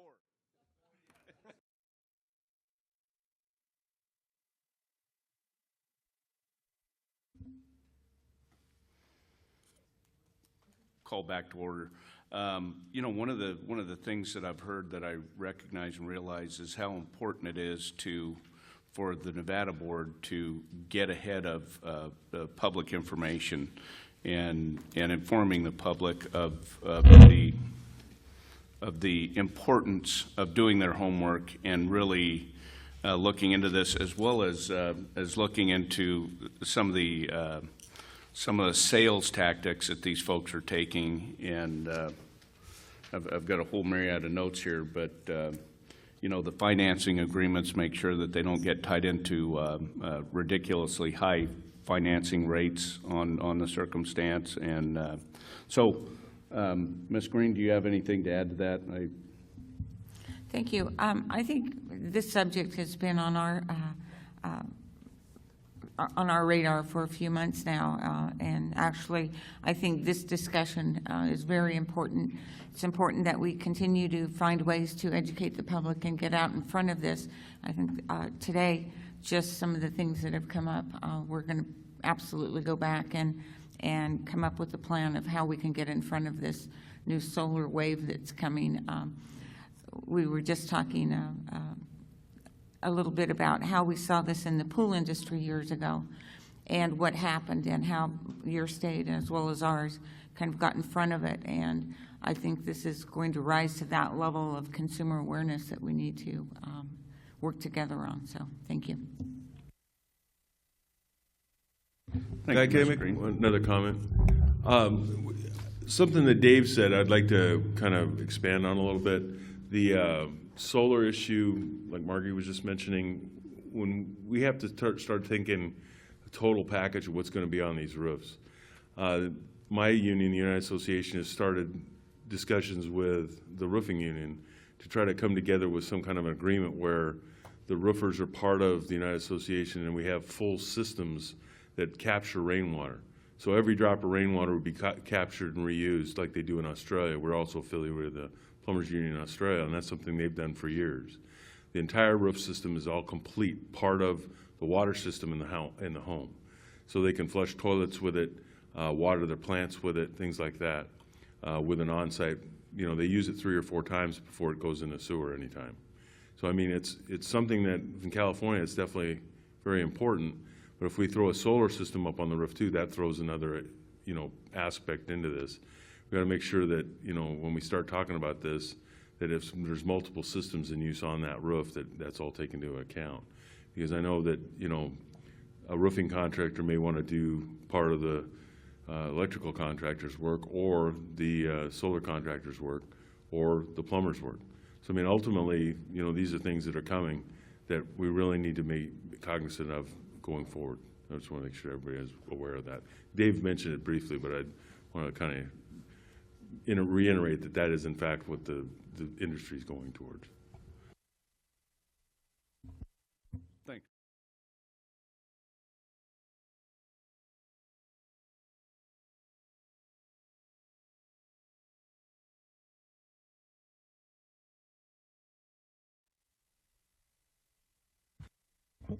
Thank you and good morning. As always, it's really nice to meet with the Nevada board. As been pointed out many times this morning, we have a lot of common interests between our two boards, and it's nice to have such a strong working relationship with the board, with your staff. When I have a question, I often go to my counterpart and friend, Nancy Mathias, because many times Nevada has already dealt with the issue or is dealing with the issue as well. Currently, we are, as part of our strategic plan, beginning to explore the idea of a tiered B, or a tiered general contractor. And I know Nevada has done a lot on this front. Currently, California just has the 1B general building contractor, and it's caused some issues with those who are doing such as remodel work, but really don't qualify for the full B to do the structural work. So I asked Nancy, we've been sharing information, I asked her to come and talk to our board today about how you guys have handled this, what you're doing. So I'm going to turn this over to Nancy for right now. Thank you, Karen, and good morning, everyone.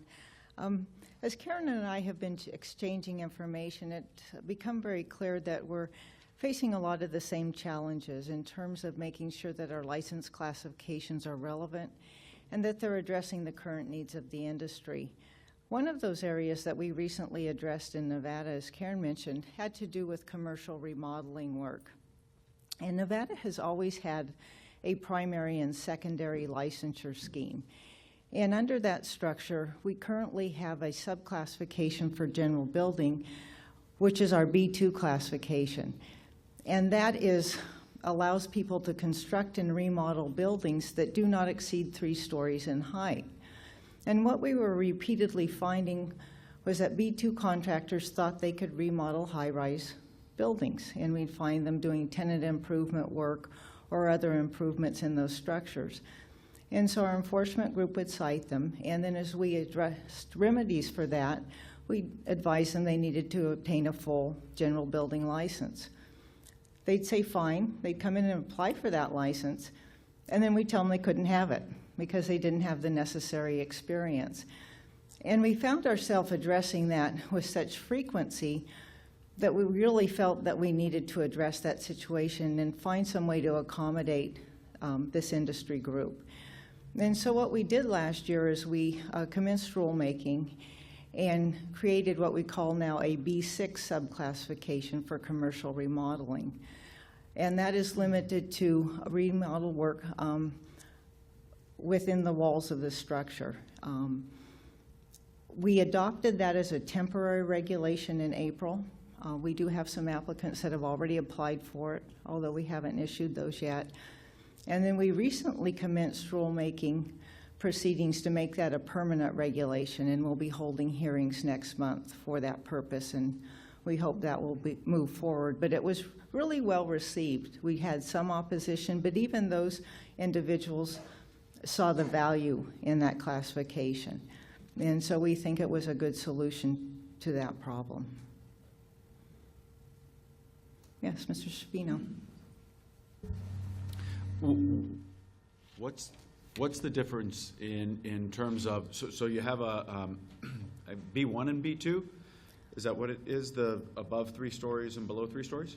We have what we call our full B license, and that would be a general building contractor that could construct a building of any size or height. We have subclassifications under that. Our B1 is pre-manufactured housing. Our B2 is residential and small commercial, and that is limited in height. We have another category for speculative building, although that's not terribly popular. Service station construction, which is not widely used either, and now our B6 classification, which is the commercial remodeling classification. Well, why do you have the separations of the different licenses? Because we just have one B, and why do you separate it out in those distinctions? We actually have that with almost all of our classifications, and it's because a lot of our applicants will come and they have limited experience in different scopes of work. And so this allows us to grant them licensure that they might not otherwise qualify for, and also limit the scope of work that they can perform to areas in which they're actually qualified. We have the same type of scheme with our plumbing and heating contractors. We have subclassifications for boilers, for plumbing, for industrial piping, and with our electrical as well, as we've talked about that today. We have residential wiring, we have low voltage, we have photovoltaics, and so we're really trying to get people into categories of work that they're qualified to perform. Do you have different capital requirements? Is it okay if I just keep asking some questions? I just don't feel like I'm monopolizing right now. Do you have different capital requirements for the different classifications, different fees, different bonding requirements?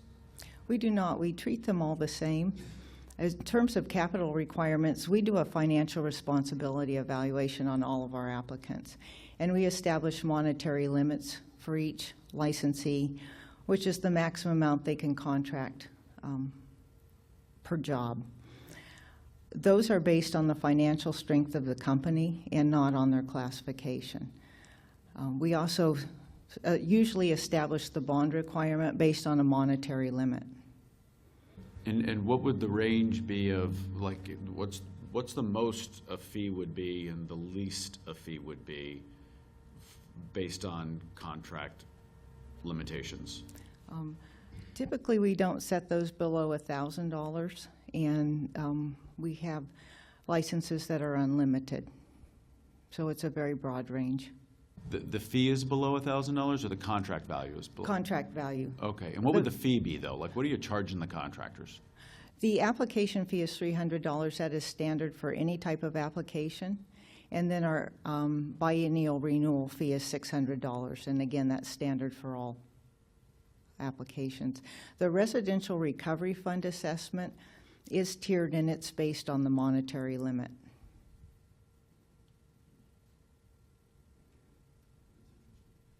And how do you enforce the monetary limit? How do you guys, what does enforcement look like? And maybe Paul can speak to that a little more. Usually those complaints come from competitors or building departments. And so our enforcement group will open an investigation. They'll ask for contracts, or permits, and determine whether somebody has bid over their limit.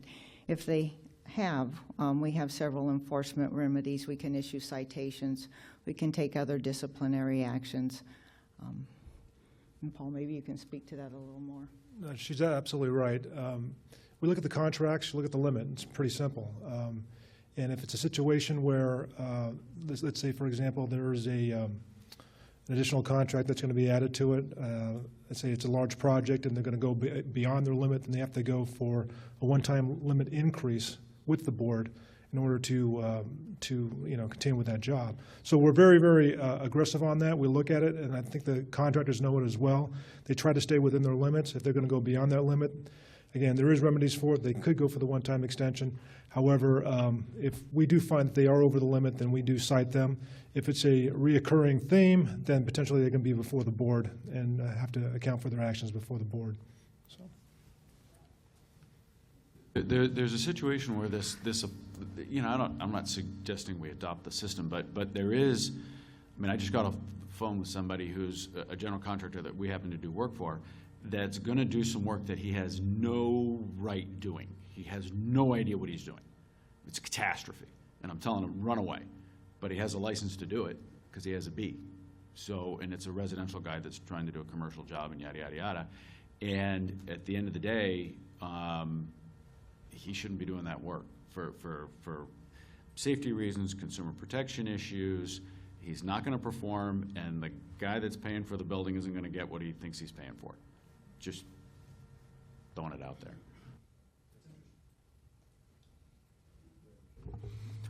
When you have so somebody comes into the system as a B2, that's the residential under 3 stories, how do they advance to the B? How can they get a full B? Is it by doing a whole bunch of 3-story structures, or are they able to get out of that without performing unlicensed activity? That's a discussion we've had quite often as well, because we require that they demonstrate experience in the construction of a high-rise structure.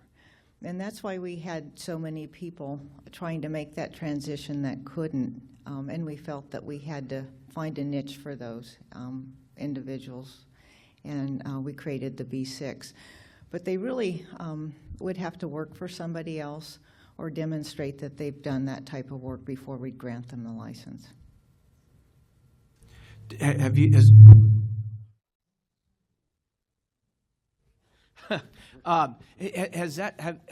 it been an experience of any of the contractors that are on the board that it limits your ability to grow and take on new things? Because I know when we started doing sidewalks with my grandfather, back 60 years ago, and there's no way we could be doing what we're doing had we been limited. I'm just wondering how you entice people to grow without, they start their business, they invest their capital, and now they got to go work for somebody else to get a new class. I get it. I get the issues that Paul brings up. It's like I got an A license. It means I could build a wharf, but I'd be an idiot to go do that. And there's got to be some market and some discretion. But one of the other things we have suggested some of these companies do is hire a qualified employee that has that experience. And then as the company performs that type of work over the next 4-year period, they're gaining the experience as well, and that would help them advance. And I think, Mr. Brown, did you have a comment? That's all I was going to add. Paul, to your point, if I'm a general contractor, so we have an AB Unlimited, and I'm licensed in, I think, 25 states, something like that. And if we could give you a gift today, that's one thing I think I'm certainly proud of Nevada. Having these license limits really is a great tool to keep contractors from getting over their ski tips. Having them being financially responsible, and then they grow and they can come in and either get a single limit increase, or they just can increase up their ability to do larger and larger projects. And I don't know how practical that would be in California, because we're, I think, 1/20th the size but it is a great tool that we have in Nevada, and I think it's great because of our size. We have that ability to keep that enforced, and to Nancy's point, it is self-policed.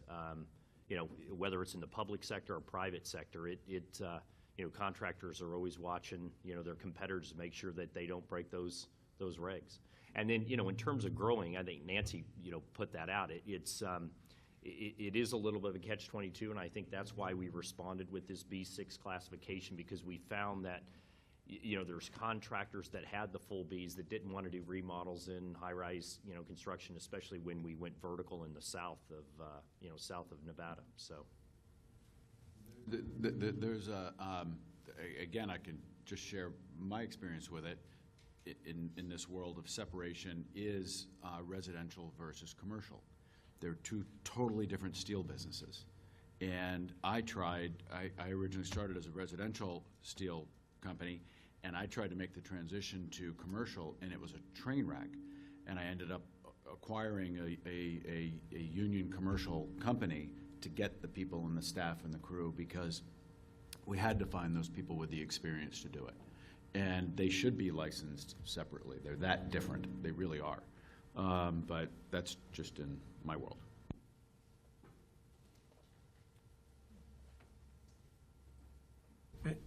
Dave, does Nevada have, I don't know how familiar, and I don't want to go down this rabbit hole, but I'm going to ask, in California, we have this 70-31, this disgorgement or unable to get paid for work, just if you were one day unlicensed, do you have a similar statutory scheme for if somebody has a lapse of licensure or works a little bit out of class, that they can be disgorged of anything paid on that job and or not be entitled to be paid for anything on that job?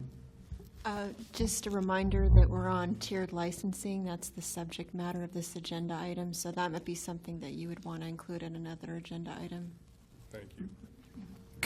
I'm just asking if they have that and how that impacts the tiered licensing, because you're getting it very, very subclass and very, very specific. Just curious, they can answer yes or no if they have that scheme, correct?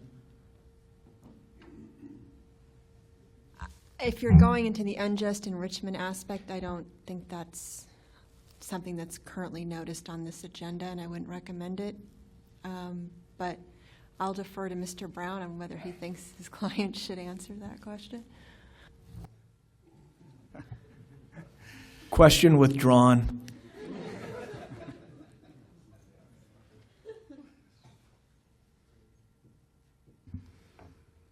Any other questions of Ms. Mathias on the tiered general contracting?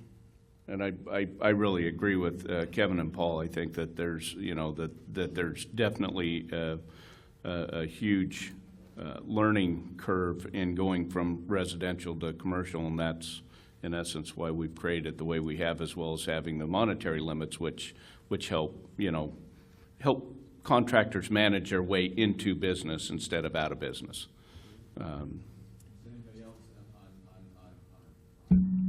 The California side, is there anything we should do with this? Does this make sense, or are you guys looking at it going, nah, we don't want the extra overhead, we don't want the extra, shelf it for future agenda, or? It is on the strategic plan as one of the objectives that we want to look into, just because we are having such a difficult time with unlicensed individuals that can't qualify for the B license. And I think it's always been something that this board has strived to do, is to try and bring those unlicensed individuals under our umbrella so that we can protect this consumer better, and maybe they do have a bond, how minimal it is. But I think that was just one of our objectives, and to bringing it to the attention of the board. But I guess one of my questions to you is, did you have very many objections from contractors who believed that by creating this new classification or subclassification, that it would be taking away work from them? We had a few, but not many. I had expected that. But I think once we explained our goal and the limited scope of work permitted by that classification, they understood what we were trying to accomplish, and they were able to support that. And you said that, Dave Diaz right here, that all your classifications have that type of thing? They do, or most of them do. Most of them do. Where we have a primary classification, which is very broad in scope, and then we have subclassifications that would narrow the scope of Okay. practice.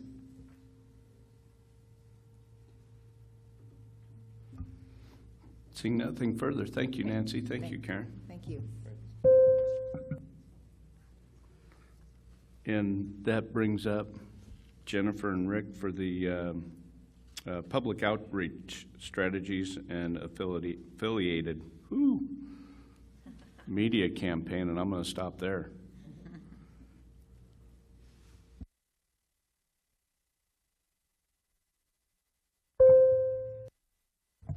Good morning, or maybe we're in the afternoon now. Jennifer Lewis with the Nevada State Contractors Board. Regarding our public affairs efforts, I can say that working with Rick and having that partnership and the ability to network and bounce ideas off each other has really been valuable over the course of the last 4 years since I've been with the board. This last year and a half, we really dedicated our media outreach efforts to development of public service announcements. And while we have those developed and we're looking at new ways, with regard to solar and some other outreach efforts to extend our message to the public, this year we're really putting forward some effort to make those a more robust effort. What we want to do is kind of present a plan that not only does public service announcements, but really incorporates print, online, and television mediums for us to outreach to our consumers. Excuse me. The solar initiative is really something that we're taking seriously. As Paul mentioned, we have been working with a lot of industry groups as well as homeowner groups. NV Energy has been successful. One thing we're noticing with that is that there's really not a solid place for consumers to turn to. Even the most educated consumers in some of our interactions, they're asking the right questions, they're getting 3 bids, but they're getting different information from each of those bids, and they don't know how to make an educated decision. So we hope that through our efforts of finding these different mediums and maybe working with some of the different agencies and states, we can collaborate and come up with a better strategy to make sure that all these homeowners who are being targeted unsolicited in unsolicited ways are really provided the information where they know how to make educated decisions. We're looking at doing statewide surveys, and I know this is a topic that has come up in the past regarding the viability of getting information back to us. But really, I think what we're going to have our surveys do is drive the ability for us to measure the success of our campaign. And through that, what we want to do is to be able to set some benchmark measurements. Will our public service announcements make a change in the community? Are they changing consumer outputs? And based on the results of that, we can do these pre and post surveys, over the course of a couple years and really try to implement measures that we know are affecting change versus just coming up with new collateral materials or public service announcements, media advertisements, and so forth. One of our another big strategic initiatives for this year is really working on our own internal communications. The Public Information Office is working with each of the departments separately, one to streamline information to help make our forms and processes more consumer friendly and also friendly for our staff, making sure that our staff are equipped with the appropriate messaging and talking points for our consumers since they're the ones interacting with them on a daily basis. We're also looking at our enforcement efforts, making sure that we're doing a better job of publicizing the successes and the accomplishments that we see on a day-to-day basis. The more we can work with our media partners, we're looking at putting together a media day where we invite all media to the board office to really educate them about who we are, what we do, and give them ideas about how we can work collaboratively on story pitching and so forth. So we have a lot of exciting initiatives coming up, and I'm always appreciative to Rick. He's always available if I can pick up the phone and bounce an idea off of him. Another avenue that I'm excited about is we're starting to enhance our own media production capabilities at the board.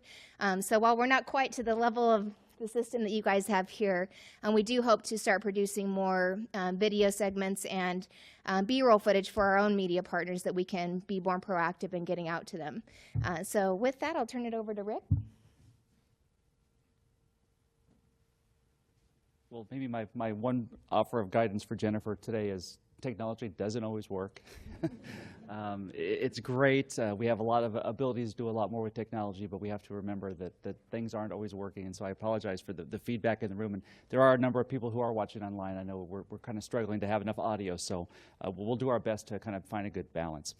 As far as what we're doing is, yeah, Jennifer and I do talk a lot. We share a lot. We I always say that stealing something is the sincerest form of flattery, and that goes both ways. We're not in competition with our friends from Nevada. So any ideas that we might come up with that they want to use, we're all for it, and we'll do what we can to help them. On the flip side, there's things that Jennifer and her folks do there that we like, and we try to harness that as well. And so it's a great relationship, and we're very thankful for that. One of the things in California that we, for years we've gone back and forth with different things. We've done paid advertising campaigns. We've done some of the public service announcements, some of those similar things. California is a lot different beast than Nevada. You've got, as far as media, two major media markets. You have Reno and you have Las Vegas. California, it's much more spread out. We did a paid advertising campaign about 5 or 6 years ago and found even with the, I think about $750,000 we spent, we couldn't move the needle. It just wasn't enough money. You just need a lot of money in California. So hopefully, if you get to that situation where you may have a budget, you can maybe work with that and maybe be able to make a difference. But I would just encourage you to kind of focus specifically on how you're doing that. What we are doing now is we are trying to utilize the technology with what's our earned media, our PR, our working with the media. We find, it's going to cost us X number of dollars to buy a 30-second commercial on a TV station, but if we do a media event, a press conference, we'll get maybe a 2 or 3 minute story for just the cost of it takes us to do our work and for our equipment and like. So we find that we're actually, over time, utilizing that and actually getting a much bigger bang for our buck.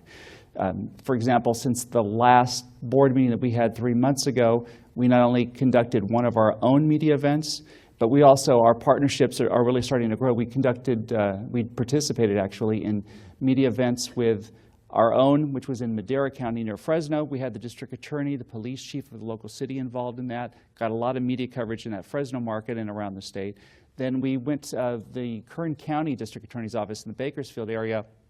Was kind of excited about that. They had a new deputy district attorney. He says, let's come would you guys consider coming down and doing a press event with us? We said, absolutely. So we went down and they actually did a lot of the legwork for that, and they put together the press conference that we participated in with the district attorney in Kern County.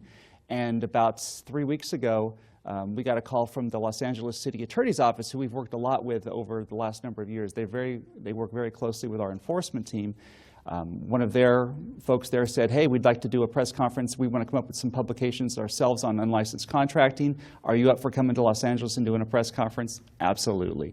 So we were able to actually utilize them to help us get the message out, and in some ways, an even bigger message than what we had. Normally, when we do a press conference, let's say in LA, we may have 6 or 7 cameras there.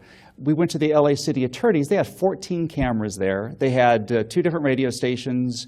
They had 3 or 4 newspapers, a lot of foreign language media. So whereas we like to think we can draw them out on our own, sometimes those partnerships really can be helpful. So if you're able to tap into that, that would be a good thing. What we're also utilizing technology is, and it's going to be exciting to watch Jennifer and her team as they start to get some of this equipment so they can do some of the similar things themselves.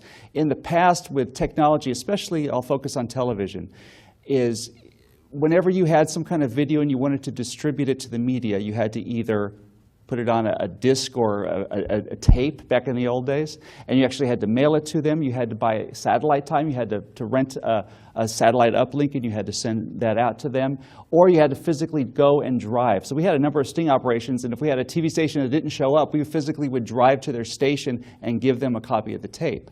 What we can do now because of technology is we can just take the finished file of our edited video and we can upload it for free. We just utilize a Google Drive account. Anybody who has Gmail has a Google Drive account. We can upload the file to that, send the word out to the stations, and they can sit there in their station, they can download the file, and it's as if they were actually there. So in the past, where our reach to the media would be very limited to what we could physically do, now we can hit anybody in California, around the country, and we've been able to utilize that. Another area that we've been able to utilize, and I think Jennifer will be able to find this will be really helpful as well, is we can also shoot our own video interviews now. So in the past, if somebody wanted to do an interview, let's say I'm in Sacramento and there's a TV station in San Diego that wants to do an interview with me, I would either have to go to some place where there's a satellite uplink, go to maybe, let's say it's an NBC station, to the NBC station in Sacramento. They'd have to have a half dozen people coordinating, doing a live talk back. And that would be how the video, or they'd have to do a video over the telephone. So sometimes you see that in the little slide of them and they're talking and you hear them on the telephone.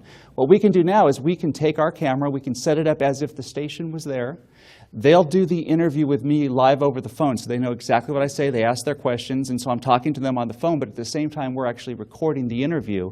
And then what we'll do is we'll upload that video to them, and they'll download it just as if they were actually there. So I've been able to do that a number of times, and it works out great for us because we're not just some person, on a telephone with a real cruddy telephone line. We're there, it's shot, it's lit nicely. We were put in the best light.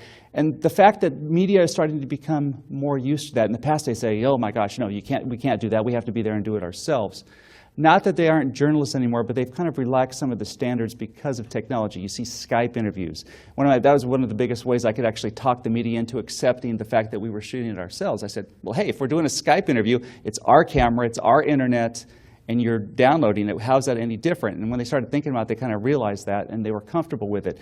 Now, there's certainly situations where that might be a problem if there's a controversial topic or something that it's going to be a hard-hitting interview. I'm not going to offer up to a station to let us shoot that and take a chance at making ourselves look a little questionable or defensive on TV.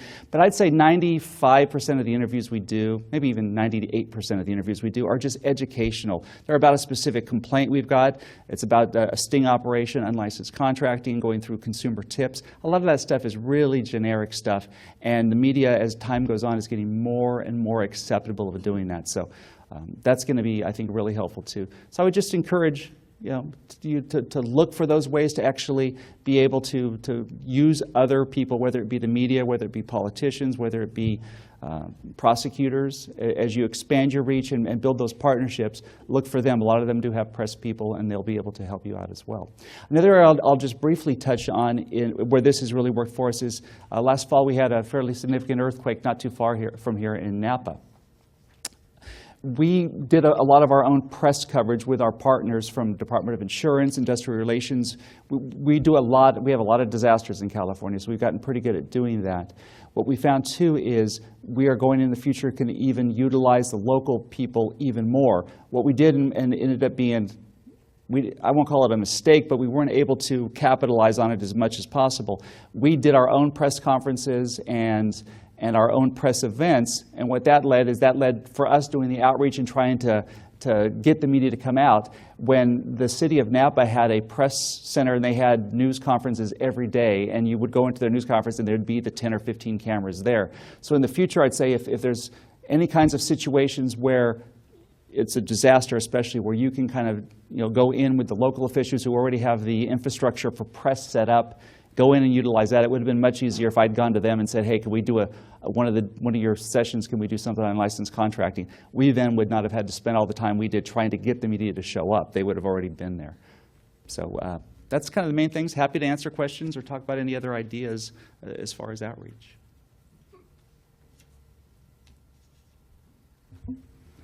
Any questions? I'm gonna sneak a statement away from Kevin Burke, and for the Nevada board, we feel like we've had a great story to share, and we're just now getting ramped up, and Jennifer's done a fabulous job, and I know with your help too, to get our story out to the public so that they know we're here. They know we're here to protect their interest and use us as a resource, and that's been extremely valuable. One of the great benefits that we've shared with you two on public information. So thank you very much. Thank you. And one thing I should probably mention too is you folks have done something similar when reaching out to seniors, our senior scam stoppers. I'd be remiss if I didn't talk about some of the outreach. We've got one person that's allotted full time, and she is up and down the state every week. She's in Southern California today. She was down there actually twice this week. But we do the senior scam stoppers. I know you've developed a very similar program that's been very successful for us, and we're always looking for those ways to reach out to seniors. We have some, one thing we talked about in our meeting yesterday, there's actually a group down in Southern California that used to be sponsored by the LA Unified School District. It's a group of seniors who actually put on skits and performances to talk about various different scams. And actually for some of our Southern California events, they actually come out there, and it's kind of a fun, different way to actually, the other thing is to get other people out there to carry our message for us. And groups like that's been very successful, and hopefully we'll be able to capitalize on that more in the future. Thank you so much.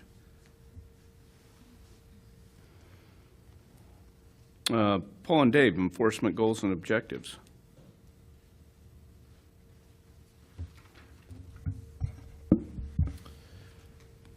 This past year's, we've been very successful in the sting operations that we've run throughout the state.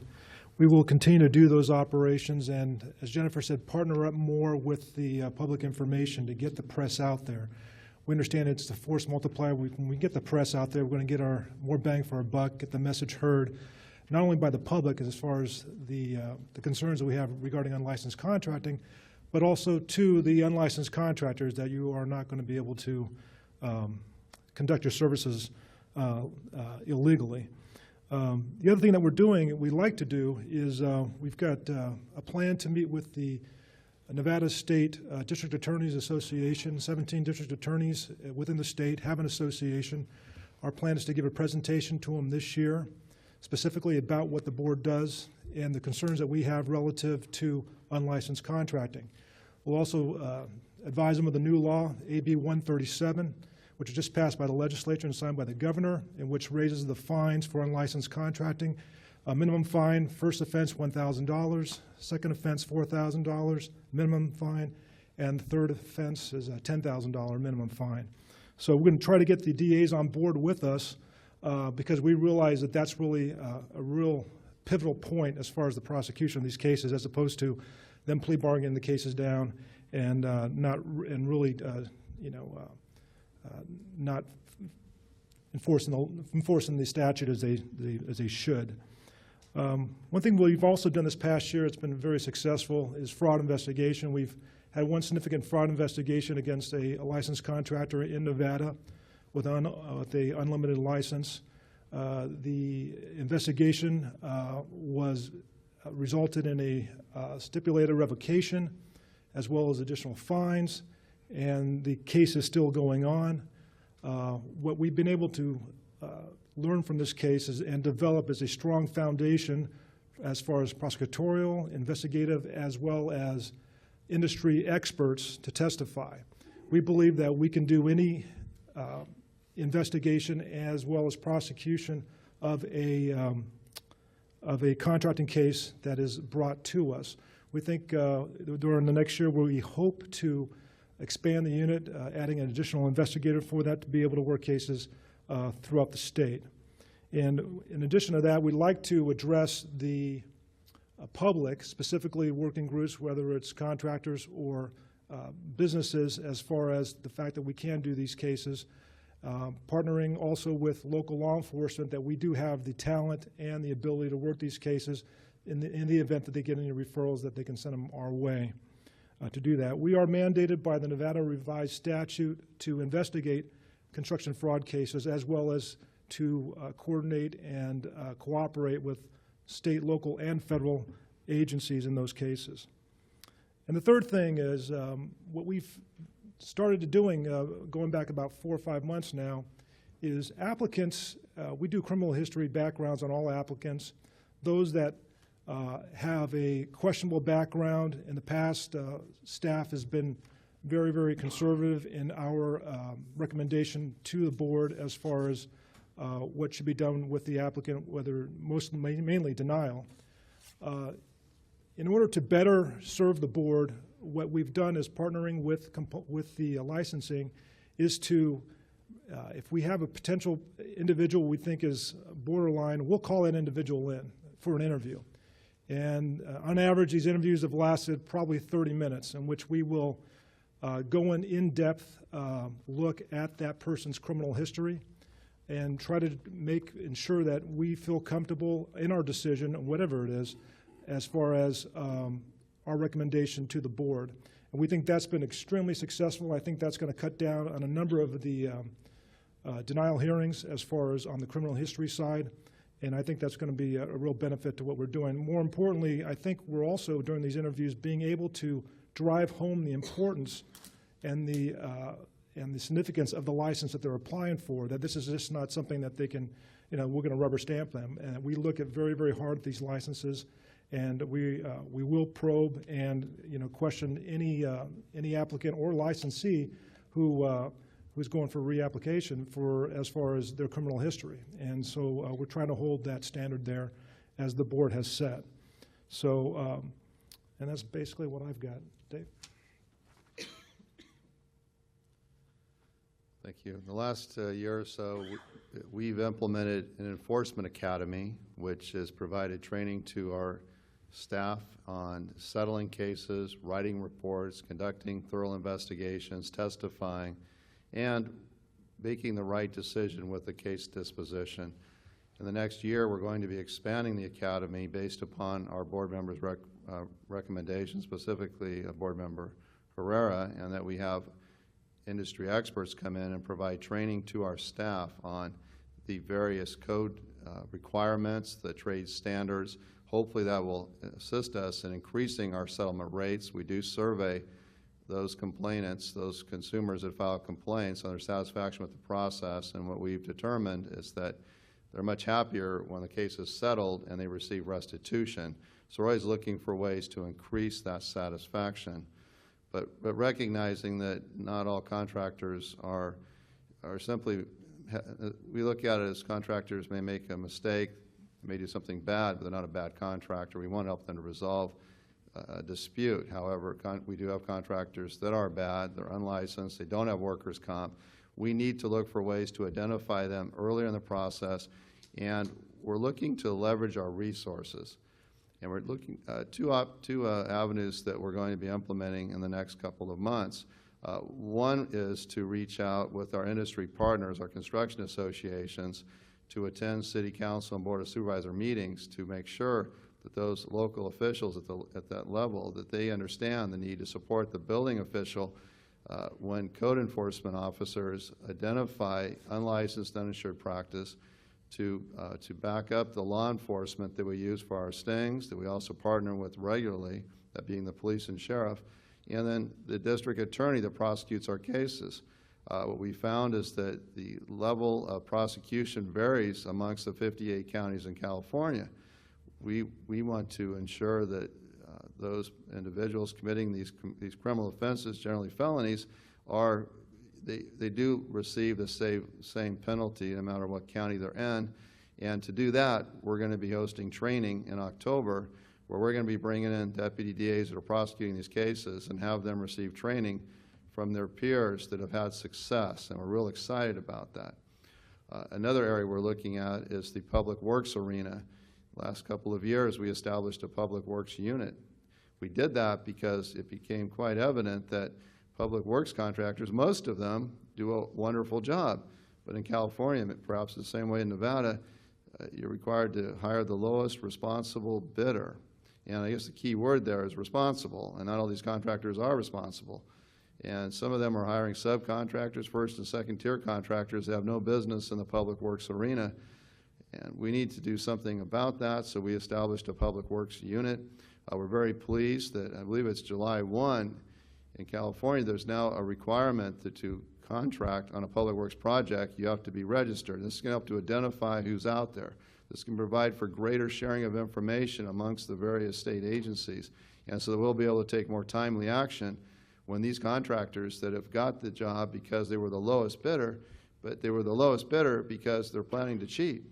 They're not going to be paying their employees prevailing wage. They're engaged in employee theft, and that issue's got to be addressed. And so just in the last 6 months, we've implemented new programs to get to support an administrative action to revoke the license when somebody's misclassified their employees, they've underreported their payroll, but also to get criminal prosecution by DAs, because that's what it's deserving of.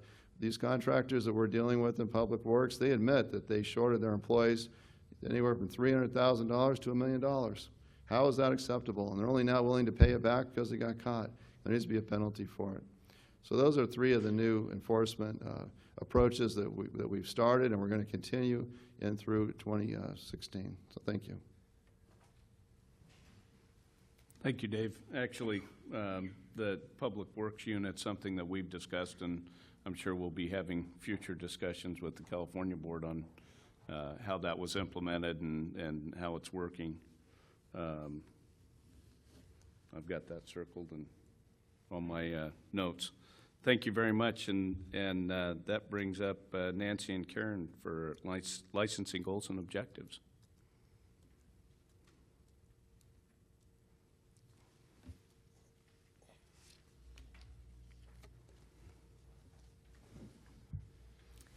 Well, in our licensing department, our primary overall objective or goal has always been to have a licensure program that's really effective and fair. And so as we looked at some of our goals last year and our goals for this coming year, we really looked at guidelines to ensure that we're making good decisions, that those decisions are fair to our applicants, and that we make them timely, whether it's a decision to approve the application or to deny it. We want to make sure that we're fair with the individual and that we can substantiate our decisions. Last year, we spent a great deal of time evaluating our application denial process and our hearings, trying to streamline those, make sure people had an opportunity to appeal those decisions and to do it timely. In looking forward this coming year, we'll really be working with our PIO office on our informational materials as well as our application forms and instructional documents to hopefully make the experience better for both of us. Cut down on some of the missing information or errors that we see in our applications and to streamline some of those processes. We're also looking to bring a lot of our programs online, such as application filing, and have intuitive or smart applications online. So based on someone's answer, then their next set of instructions would be tailored to what they need to do. We are in the process of bringing on a new licensing and enforcement database, and those will be some of our primary goals as we move forward with that project as well. Thank you, Nancy. This will be easy. I will just say ditto. That's what California's doing. As usual. As usual, we're pretty much always on the same page. We have spent, well, like Nancy said, our goal is to license every qualified applicant just as quickly as possible. So we spent last year really reviewing, starting with our application units to make sure that we were doing things as efficiently as possible. We've gathered a lot of data now. And this coming year, what we'll be working on is streamlining those processes, getting standardized procedures so we can ensure that every applicant is being treated exactly the same no matter what technician they go to. We're also looking to utilize, to the extent we can, IT options. As Nancy was saying, we're also looking at a smart application that doesn't let them make silly mistakes like saying they're a partnership and listing a president and secretary on their application. Those are, a lot of the reasons our applications get rejected are just for really minor things. So we are looking at something like that online. We did start kind of an online tutorial to help people through the application process, explaining, what's needed, what they need to do at the next section. So we're really, the bottom line is we're trying to streamline things. We're trying to make things more standardized to ensure that as new staff come in, they have the tools and the information to be as efficient as possible.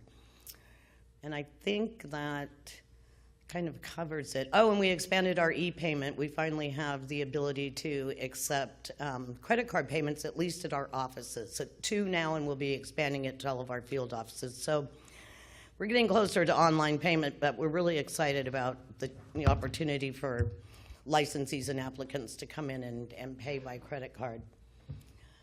That's about it, unless you have questions. Just a question that might be based on licensing or the enforcement section, but I know in Los Angeles there's been a lot of discussion at some of the supervisors meetings regarding like applications for employment where they are trying to start legislation to remove the section for criminal history, whether or not you've had a misdemeanor or felony. Do you guys anticipate anything like that that may come, I guess, with the licensing for contractors? I know in Nevada you mentioned on the enforcement that you guys pretty much deny people based on their criminal history. So just wondering if you guys have thought about that. A straight-out criminal history will not result in denial. If that's the case, I think we've got so many DUIs out there, no one will get a license, I don't think. But the situation is that we assess the criminal history. It's based on, can be the severity of the crime, how long ago the crime was, how much time is between the one incident or several incidents. If it was a felony arrest, how long ago it was, severity of it. That's one of the reasons why we started interviewing a number of these individuals, is because we wanted to probe deeper into the case, into the charge, as well as determine the demeanor of the applicant. Was he remorseful? Even though the crime may have occurred 10, 15 years ago, is it something that he's learned from? We know he may have received some counseling. Did he learn from the counseling? And things like that. So our application does require them to list if they've had a misdemeanor, I think it was within 15 years, 10, 15 years, or if ever been arrested for a felony. And if they mark no and we find out that it is, then we can actually, they can still get a license. They could be fined. It depends on the situation. Again, every case is going to be different. Simply because somebody has a criminal history does not automatically, negate them to get a licensure. So.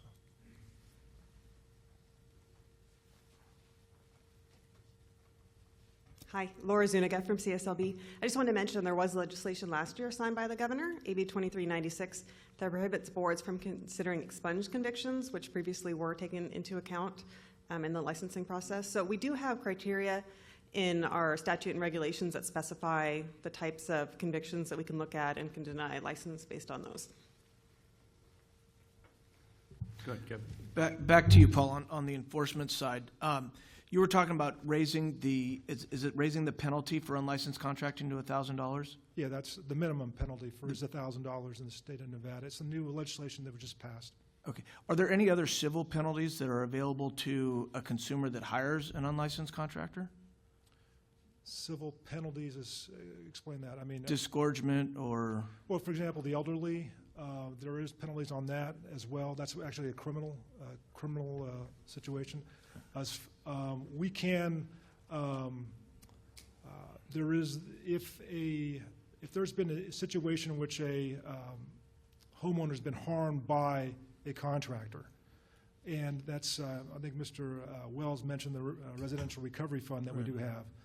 That is relief there, obviously going to get, with the bond or the insurance as well. But as far as any other civil type of penalty, not that I know of. Okay, thank you. Any other questions or comments? We've kind of gone through the public outreach, enforcement, and licensing goals of both the CSLB and the Nevada State Contractor Board. Actually, probably a good idea we move strategic planning down to the bottom, because I think we've essentially covered most of it. If it pleases the California Board, I would just strike that from the agenda, and that concludes our agenda for today. Dave, did you have anything? No, I'm fine with that, and I want to thank the Nevada Board for coming again, and it's been great. And we'll table the strategic plan. You might want to have a first and a second to move to table it from the. Roll call vote? Do we have to? And public comment? We have to have a roll call vote, Yeah. unfortunately. Public comment first? Nothing? Roll call vote. Kevin Albanese? We all know it starts with Kevin. Karen, did you have something?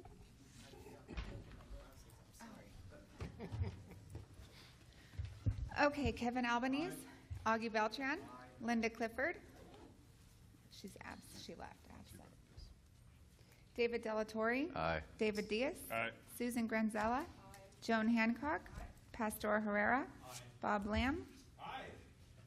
Ed Lang. Aye. Marla Richardson. Aye. Frank Shetter. Paul Shafino.